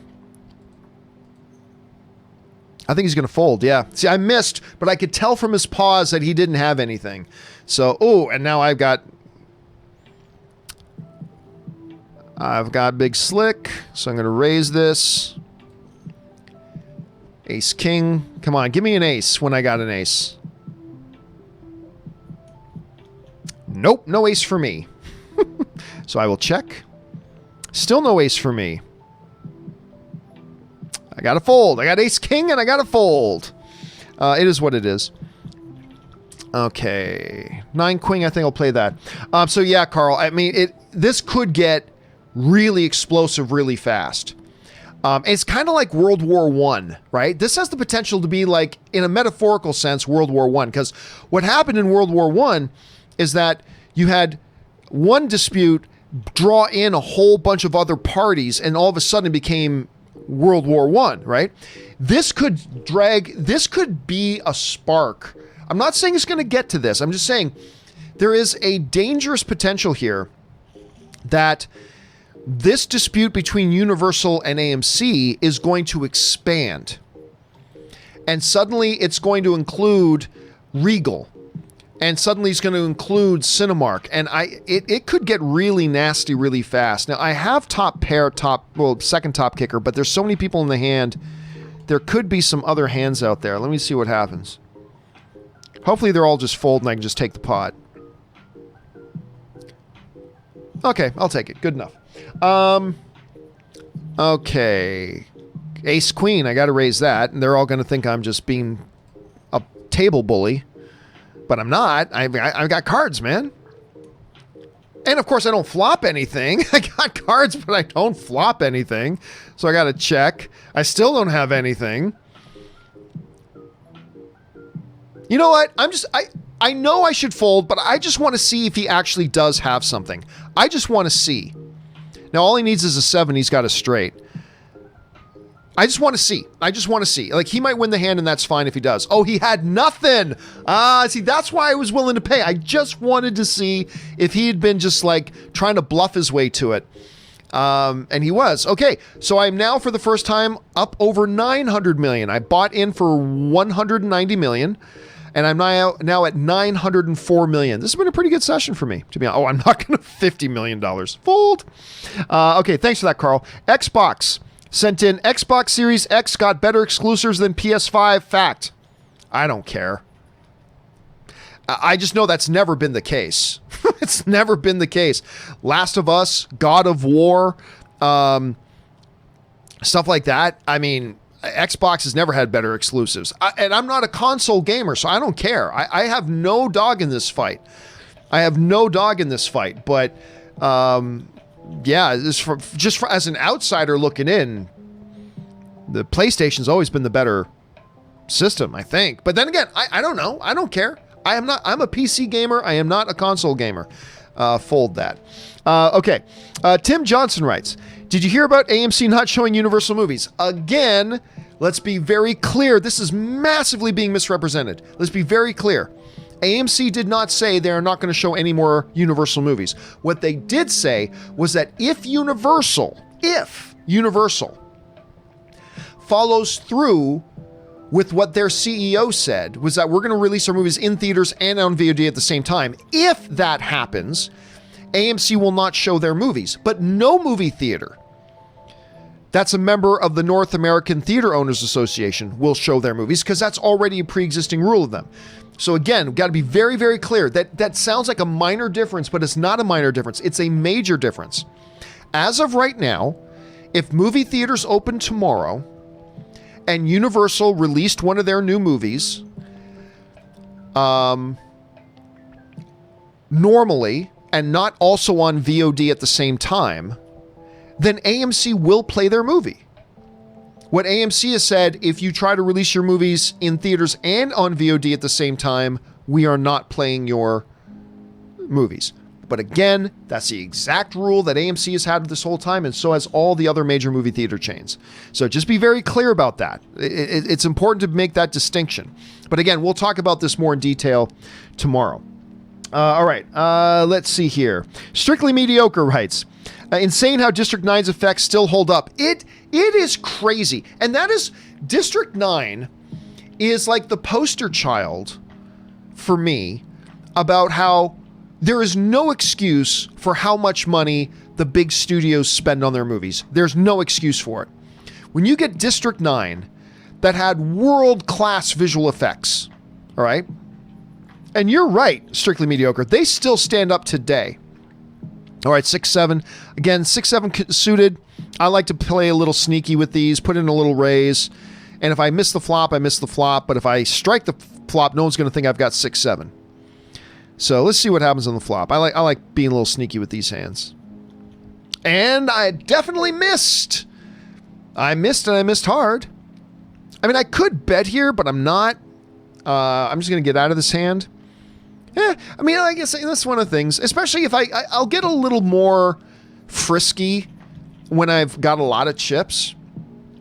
Like right now, I've got 890 million, and the next highest person at the table has 116. So I'm kind of rolling this table right now. Anyway, yeah, but District 9's effects still absolutely hold up today, and they made that movie for like $30 million. So I see that.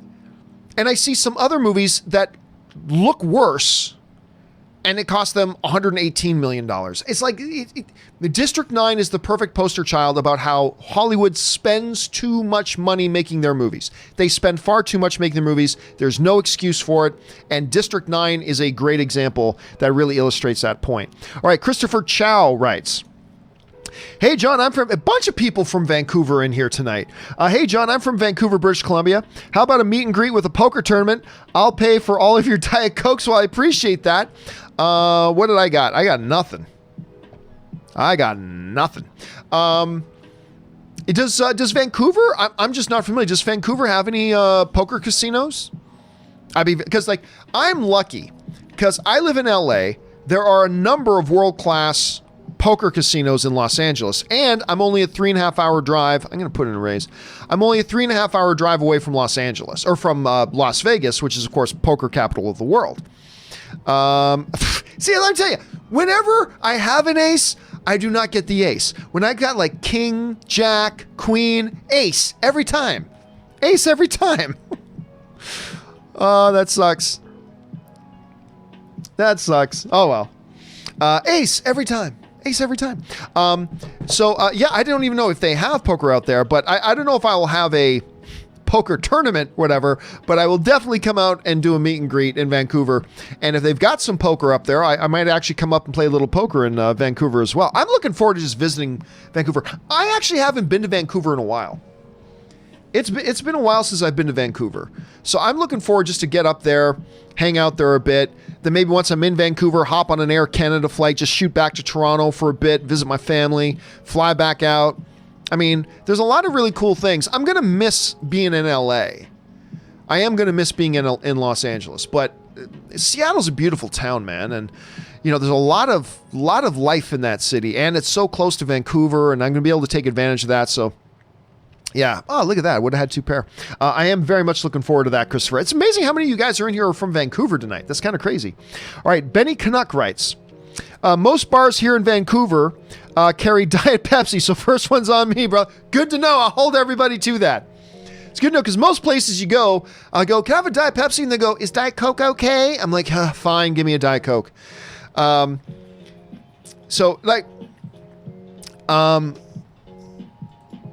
I've mentioned this before, but like I prefer, if you're talking about regular soda, I prefer Coke over Pepsi. I'm one of those guys. Look at that. I've got an ace and an ace flopped. Unbelievable. Now, she put out a bet of 2, so I don't know if she's got like a super strong hand or she's got like a jack and she's just testing the waters. I think she's got an ace. You know, I'm going to put one more $14 million bet just to stop her from betting the next on the river. And we'll see what happens. Or make her expose what she's actually got. Okay, she probably just had a jack. There we go. Oh, now I got pocket 3s. Okay, let's see what happens here. Again, I like putting out a little bet, even with small pair, because anybody sitting on like King 9, Ace 7, hands like that, I want to get them out of the hand if I can. I'd rather just be playing against one player when I've got like a small pocket pair like 3s. Oh, and now I'm hoping they have a jack. Please have a jack. Come on, put out a bet. Ooh, 6 million. Okay, I'll call 6. Just don't put a diamond out there. I'm good. Oh, there's a potential straight. I'm going to guess I'm good, though. I'm going to raise this, though.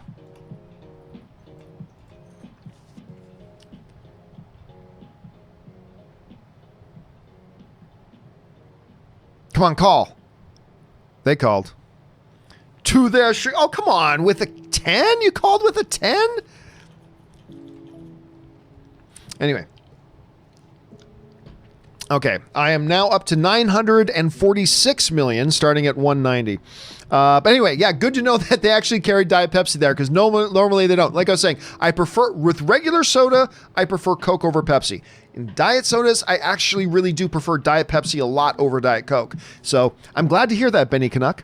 All right, J Master writes, 1 of 2. Hey, John, I read on Screen Rant that a Black Cat and Silver Sable movie may become a Disney Plus show series, says director Gina Prince Bythewood, based on the Spider-Man anti-heroes. But Sony and Disney haven't confirmed anything yet. What do you think about this situation? Let me tell you what. I have not read this. If that's true, that makes things very interesting. And I'll tell you why that makes things really interesting. If that's true. If that's true.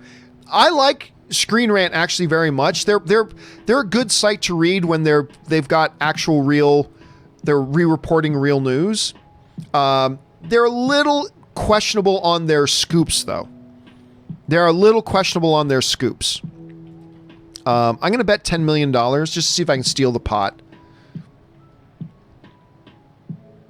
Oh, she's thinking about calling. Oh, good, she doesn't. All right, I just stole the pot. I don't bluff a lot. Have you guys noticed that? I actually don't bluff a lot. I actually bluff very little. Actually, that's probably one of the weakest parts. 50 million? All right, I'm going to call. I got ace king. I got to call, right? I got to call. I got ace king. She's probably got like pocket 10s or something. Ace 8. Just don't put an 8 out there and we're good. Okay, there we go. Yeah, I got to call with ace king. Oh, I'm $500,000 short of $1 billion. I've got 999 million now. Okay, we'll call this just because I'm on the button. Come on, let me win one more hand so it can put me up over $1 billion. Let me get up over $1 billion here. Come on. Slap a king. Okay, so no one's got an ace here. Slap out a king there. You know what? I might have the best hand. I've got aces and 3s with the king kicker. I might actually have the best hand. As long as no one's got a 9. I'll put a little bet there. You know what? I shouldn't have even bet. I should have just taken the pot. Why did I bet? Because if somebody raises, I can't call. That was actually dumb. That was dumb. Dumb, John. Dumb. No one's going to call unless they have you beat. So that was, by the way, never bet unless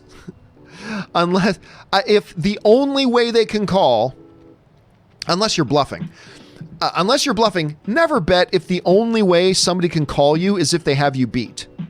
And that's what I just did, and it was a stupid move. I mean, I won the pot, which is great. All right, I'm going to call 2 million, just see if I can spike a 5 here. Put out a 5 and give me that straight. I've been rolling good. All right, I'm going to do a little raisy.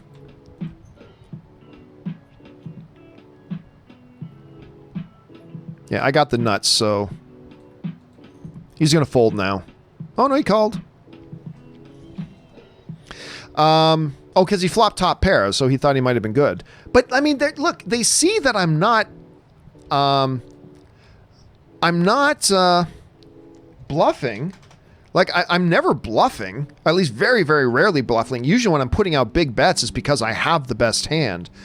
I am now over $1 billion. I'm at 1.04 billion, and I started off with 190 million. So that's going pretty good. Anyway, J Master, back to what you were talking about here. If this is true, and Sony is going to put Silver Sable, all that kind of stuff on Disney Plus, which, by the way, again, if it's coming from Screen Rant and that's their scoop, if that's their scoop, then it's questionable. But if it's true, it creates a really interesting scenario because, of course, when the Morbius trailer came out and we saw Michael Keaton in it and we saw the Spider-Man mural on the wall, I mean, that was kind of signaling that they may be moving into crossing over this Sonyverse stuff with the MCU. And it's like, but we don't know for sure. I mean, maybe there's just a lot of eye winking going on. I don't know. But if they actually put Silver Sable and Black Cat on like a Disney Plus, that could be a giant flare being shot up into the air. 5, 6, 7, 8. Okay, all I need is 4 or a 9. I'll call 5. I'll call 5. Let's see. 4 or 9. Ooh, close.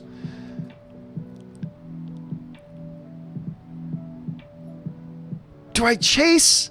You know what? I haven't been chasing. I'll chase. Give me a 4 or 9. I missed. Okay, I'm out.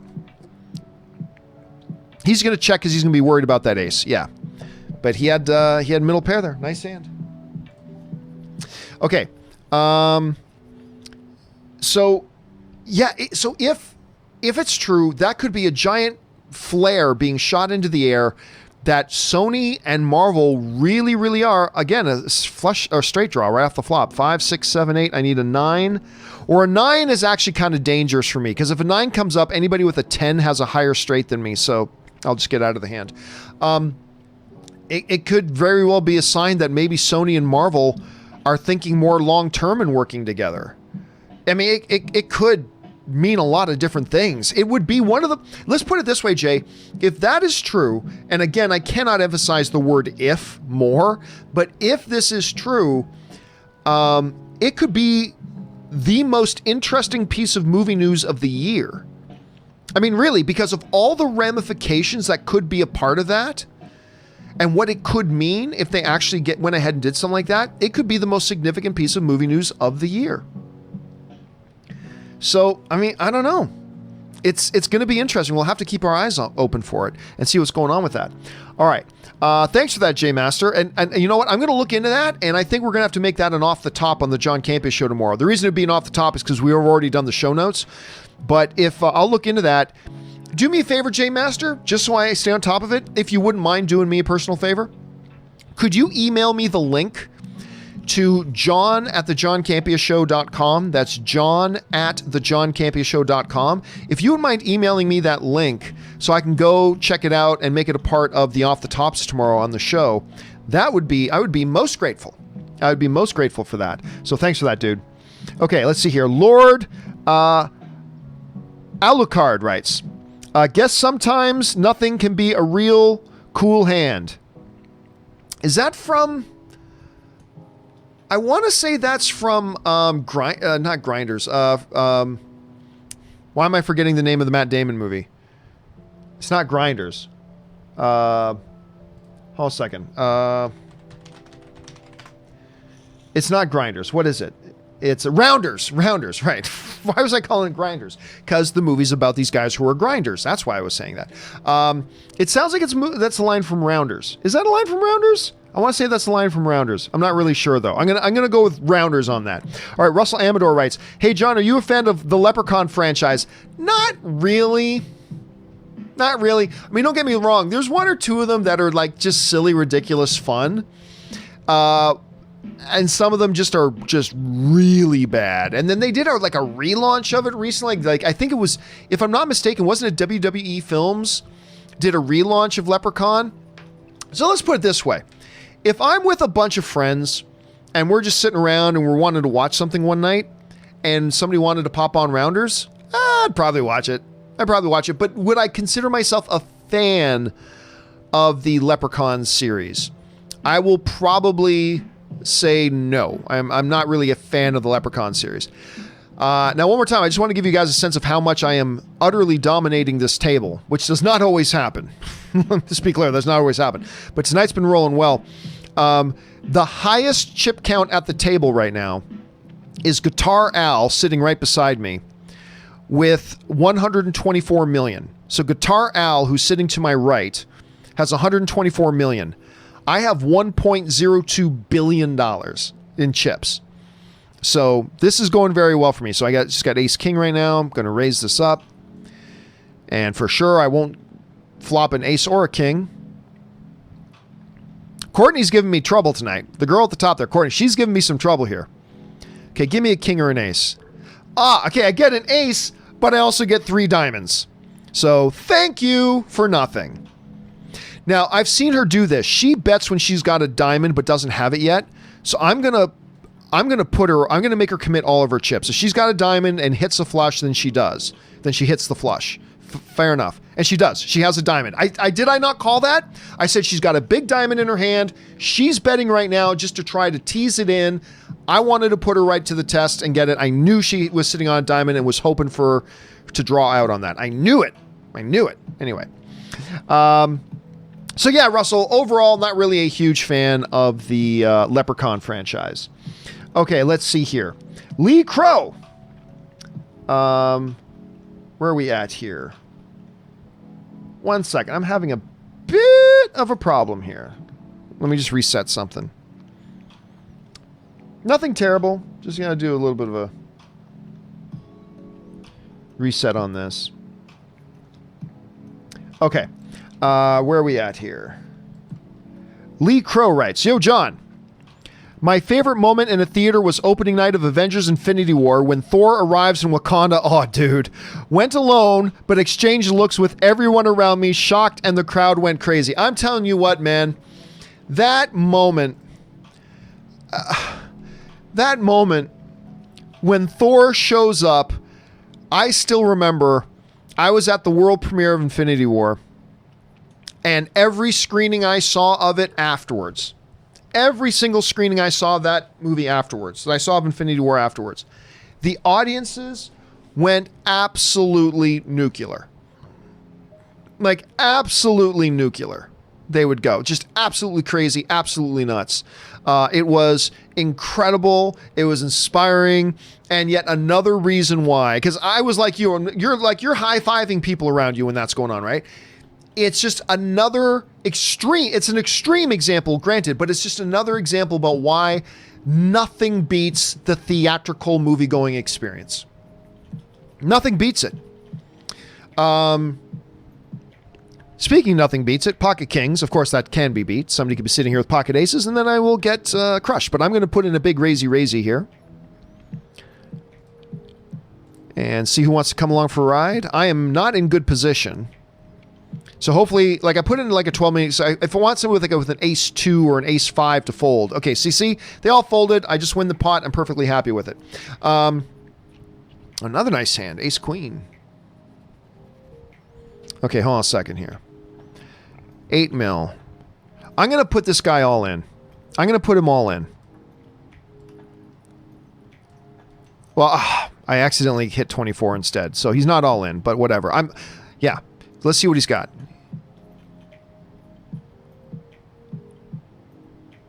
And I got my flush. Well, I hit my ace, but then he spiked a set, but only when I got my flush, so there we go. 2, it was a coin toss. He had a pocket pair. I had 2 overcards. Basically, statistically, you'll hear that. When you see in poker, for those of you who don't follow poker a lot, when somebody's got a pocket pair and the other player has 2 cards that are bigger than their pair. So like say somebody's got pocket 10s and the other person's got jack queen. And then they both get all in. You'll hear them say that that's a coin toss. The reason they call it a coin toss is because it's very statistically close that one person might win over the other.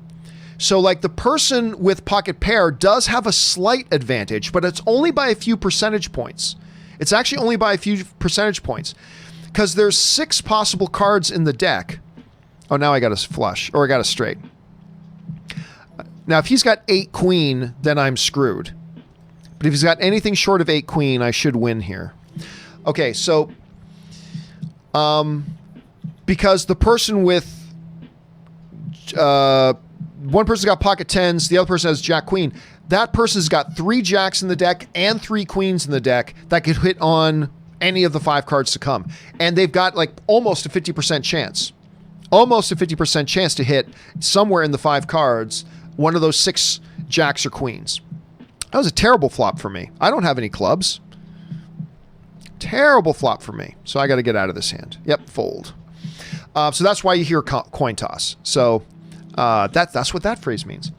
Anyway, yes, Lee, that moment in an audience and in a crowd is absolutely unbelievable. And I love that. I love that type of experience. It's just awesome. 75 million. Why not? Call it just for fun. What do they got? 10 tens. It's a coin toss. But he spiked his 10 for his set. Good on ya. I thought I was in a coin toss, but he won. Nice hand, sir. Nice hand. Oh, and my table's almost closed down. Everybody's leaving the table. So that means my night is probably coming to an end here pretty soon. All right, let's get through these questions here. Sahil Mak Hijani writes, and this is oh no, I'm not going to call. I'm going to fold. Writes, have you seen Jaws 2? Oh, of course I've seen Jaws 2. I was surprised by how not terrible I found it, especially given 3 and 4. For me, 3 is stupid fun, while 4 is just stupid. No, listen, Jaws 2 isn't as good as Jaws, but it's a really good little film still. I kind of like the way Roy Schneider kills him at the end by getting him to bite a big power cable. Why not? Right? I dig Jaws 2, but Jaws 3 and 4, oh my God. Jaws 3 in 3D is so bad. Lou Gossett Jr.'s in that one. And then Jaws 4, which I think is the one where he goes on the hunt for the family, and I think Michael Caine's in that one. That might have been Jaws, whatever, but they are awful. Yeah, they are awful. Okay, well, pocket sevens, I got to raise that. But yeah, Jaws 2, I like Jaws 2. I like Jaws 2 very much. Okay, let's see here. Mike Thompson, and I'm just going to try to rip through the final bunch of questions here, guys, because it looks like my evening is coming to an end here pretty soon. Mike Thompson writes, bold prediction, Fast 9 will not be joining the $1 billion club. See what happens when you bring Han back. I don't know. It'll be interesting to see. Let's put it this way. No Fast and the Furious movie has ever made $1 billion that The Rock wasn't in. And Dwayne Johnson's not in this one. I think Fast 9 is going to be a big, big hit. But will it be a $1 billion film without Dwayne Johnson? I don't think so. I mean, look, I could change my mind once I see trailers for it, and maybe the hype will build up and all that kind of stuff. But yeah, we'll have to just kind of wait and see. You know what? I bet I have the best hand. I bet my 3 is the best hand. I bet nobody has a jack.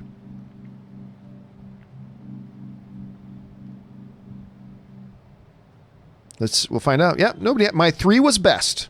My 3 was best. That's not good enough. So yeah, I'm right now. My early guess is that it doesn't join the $1 billion club without The Rock. And again, like I said, I could change my mind when I see the marketing and all that kind of stuff. But for now, that's what I'm going to stick with. All right. An anonymous viewer writes in, going back to your Incredible Hulk. Oh, you know what? This was meant for. This is probably meant for the show tomorrow, so I won't answer that right now. I'll leave that for the show tomorrow. Fan of Peanuts writes, just bought my first 4K HDR TV last night. It's a 65-inch Samsung. My first 2 movies I watched in 4K on it were Endgame and then Avatar. Next, Star Wars, The Force Awakens. That's a good way to enjoy it.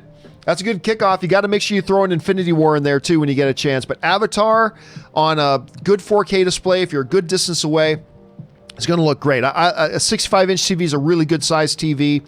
I hope you enjoy it, man. I hope you have fun with it. All right. RJ Technovine writes, it's weird how MCU Phase 4 hasn't started yet. I mean, it's kind of the reality of the world we live in right now, RJ, though. It's kind of just the world we're living in. It's going to be a little while still. It's going to be a number of months still before it gets started, but it's kind of weird that it's going on that way. It sucks. We haven't gone this long in between an MCU movie in a long time. I'm just going to fold that hand. All right, Tim Johnson writes, sorry about the Universal question. Caught you mid-show. So do you think studios can do okay at box office this year? Going to be interesting how profits will work this year. Hey, listen, it all depends on when they start opening the theaters again. And they shouldn't rush it. But when they do, does it appear pretty safe? Like, do we get a few weeks into the theaters being open without news stories of 500 people catching the coronavirus at a movie theater? You know, because if we don't, if it seems like it's pretty safe and we don't hear any stories about people getting coronavirus from going to the movie theaters, you could see people coming back to the theaters a lot more quickly. And if that happens, and it's a big if, but if that happens, yeah, I think that combined with the fact that a lot of people are itching to get back into the movie theaters again, I think they can still do well. Record breaking? No, but I think they can still do well, Tim, right now. I think they can still do really well. But again, there are still a bunch of ifs. If theaters open sooner rather than later, and if when they do, there are a lot of safety protocols in place, and if after that happens, there's no stories about new coronavirus cases popping up as a result of being in the movie theaters. If all that kind of stuff happens, then I think we could be in a pretty good place. I think we could be in a pretty good place, and I think the studios could be in a position to still do pretty well, Tim. I think they're still in a position that could still do pretty well. All right, Andres Martinez writes, FMK, John Edition, Boyega, Cena, and Stamos. Stamos, Boyega, Cena. In that order. Stamos, Boyega, Cena. In that order. Unless Cena's a supporting character in a comedy in which he does really, really well in those, that's the order that I will go with. I am folding that for sure. Strictly Mediocre writes, have you seen Netflix's The Platform? Thoughts? Nope, never did watch it. I heard too many mixed things about it. And again, I am skeptical of straight to Netflix movies, to be honest with you, even though there are a few good winners. I'm still generally a little skeptical of them. So no, I have not seen The Platform yet. Blue PV P writes, Deadline reported Trolls 2 has made good money. They're wrong. They're dead wrong. And I'm going to go through all the numbers on tomorrow's show. Trolls 2 right now is $50 million in the deficit. 50 million losses. That's where they're at right now. Wall Street Journal Deadline is writing it. I don't know what their angle is. Trolls has only made $77 million. Trolls has made $77 million. The production cost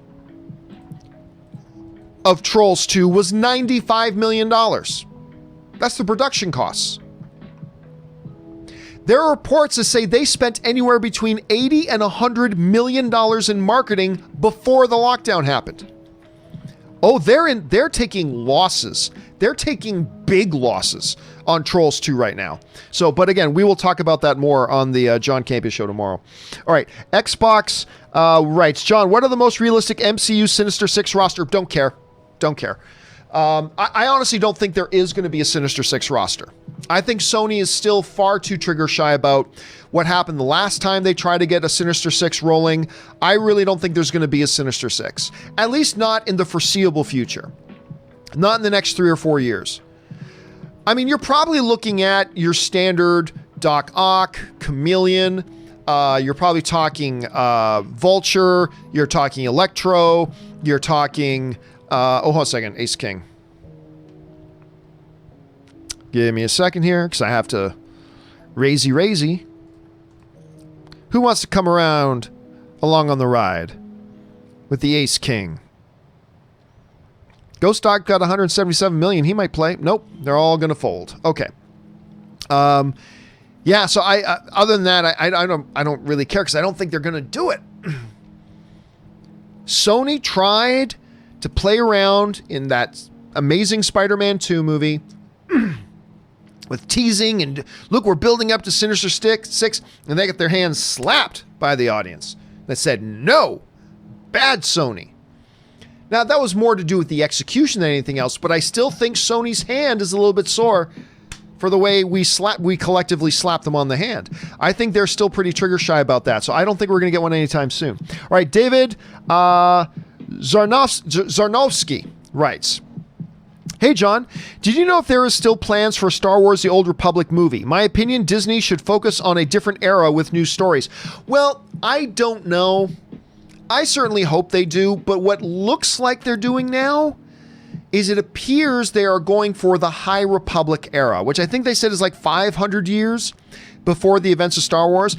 Definitely need to go into a new era.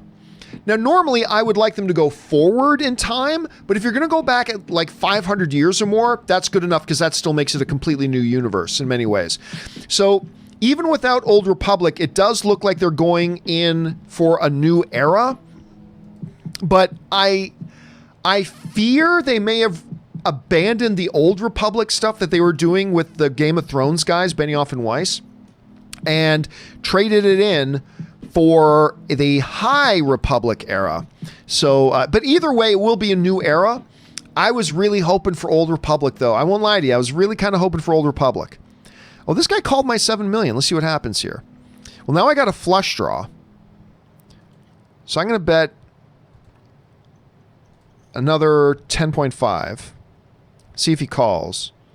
So I got second pair plus a flush draw. Yeah, I figured he was going to fold.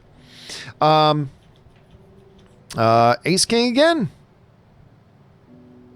I've been getting a lot of Ace King tonight. Okay, raise to...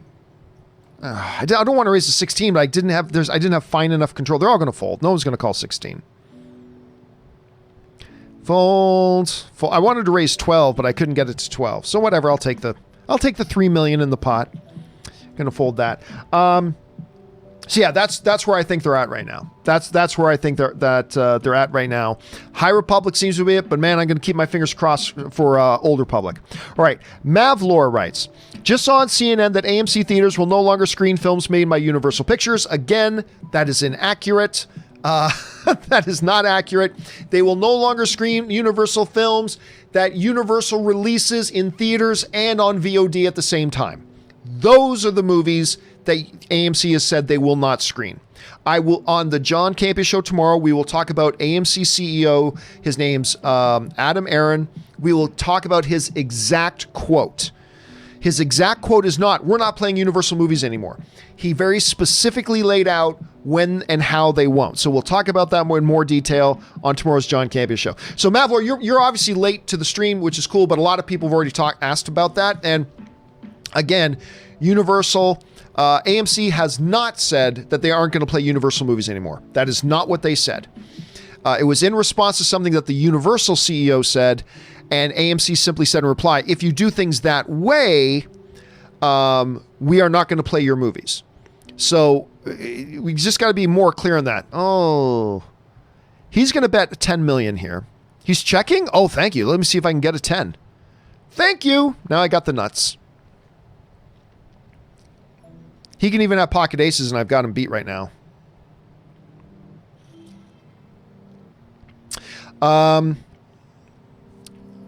Say thank you for that. So yeah, so there we go. But again, Mavlor, we will discuss that in more detail on tomorrow's John Campea Show. All right, the final question of the day, guys, comes to us from J Master, who writes, John, did you watch the Disney Family Sing-Along Special? Nope. It airs on ABC, but it's now available on Disney Plus. Also, John, I sent you the link about Black Cat and Silver Sable. Thank you so much for that, J Master. I appreciate that. No, I about as far as the Disney Family Sing-Along goes, I'm not even aware of it. I'm not even aware of that. So I'm not even sure what that is. But thank you for sending me that link, because I'm going to read up on it here. I am going to read up on it and maybe make it as a part of the Off the Top tomorrow. We'll read it as part of the Off the Top tomorrow. Sahil writes, effective immediately, AMC will no longer play any Universal movies in any of our theaters in the United States, Europe, or Middle East. Now, if that's a direct quote from Aaron, this is what he said earlier. His quote earlier was this. Going forward, AMC, this is the specific quote from Adam Aaron. AMC will not license any Universal movies in any of our 1,000 theaters globally on these terms. Because what happened was the Universal guy said, the NBC Universal CEO Jeff Shell said, as soon as theaters reopen, we expect to release movies on both theatrical and digital formats. To which AMC CEO Adam Aaron said, I quote, going forward, AMC will not license any Universal movies in any of our 1,000 theaters globally on these terms.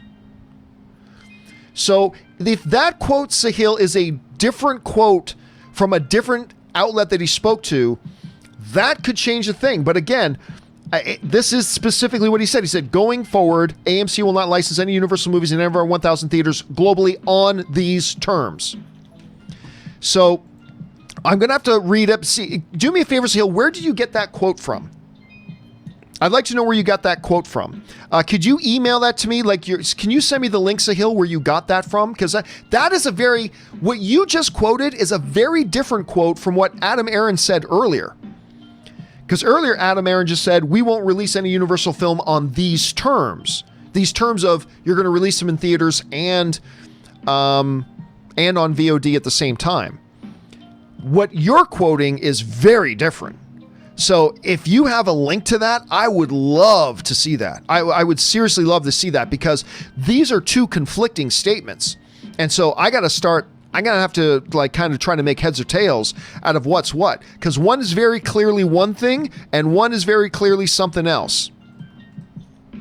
So let's see what he's talking about there. So thank you, that's Sahil. Again, my email address is john@thejohncampeashow.com. That's, damn it, I've got a flush, but if he's got a 2, he's got a full house. If he's got a 7, he's got a full house. So I'm probably beat, but he's only betting 2 million, so I'll call it. Oh no, he also had a flush, just not as good as my flush. That's all there was to it. All right, I said that was the last question, but this will be the last question today, guys. This is the last question tonight. Nick. Oh, but Nick writes that in for the John Campea Show tomorrow. Fair enough. I'm going to call this as my last hand of the night. I was going to fold, but 7-4, last hand. Okay, I'm just going to fold. All right, guys. So just to highlight, this has been a good session. I started with 190 million. I am finishing with 1.12 billion. So it was a good night. It was a good night. That goes into my WSOP bank now. I'm up over 2 billion, which is nice, which is great. Hey, guys, thank you so much for being here. Thank you so much for joining in the live stream with me. Thank you so much for giving me the story tips and giving me these other quotes. And this is the great thing about the fan community. That's just not me doing it on my own. It's the film fan community too. Thank you so much for all the info. Thank you for hanging out with me. Thank you for sending in the questions, because you gave us stuff to talk about while we were playing some poker, but also you supported this channel while you did it. And believe me, Jonathan, Ray, Robert, Aaron, all of us here at the John Campea YouTube channel, thank you very much for that support as well, guys. Anyway, we'll play a little bit of more poker later this week, I think. This is a really nice chill way to kind of unwind at the end of the day. So thank you guys so much for being here and being a part of this. My name is John Campea, guys. Thanks so much for being here. And until next time, my friends, bye-bye.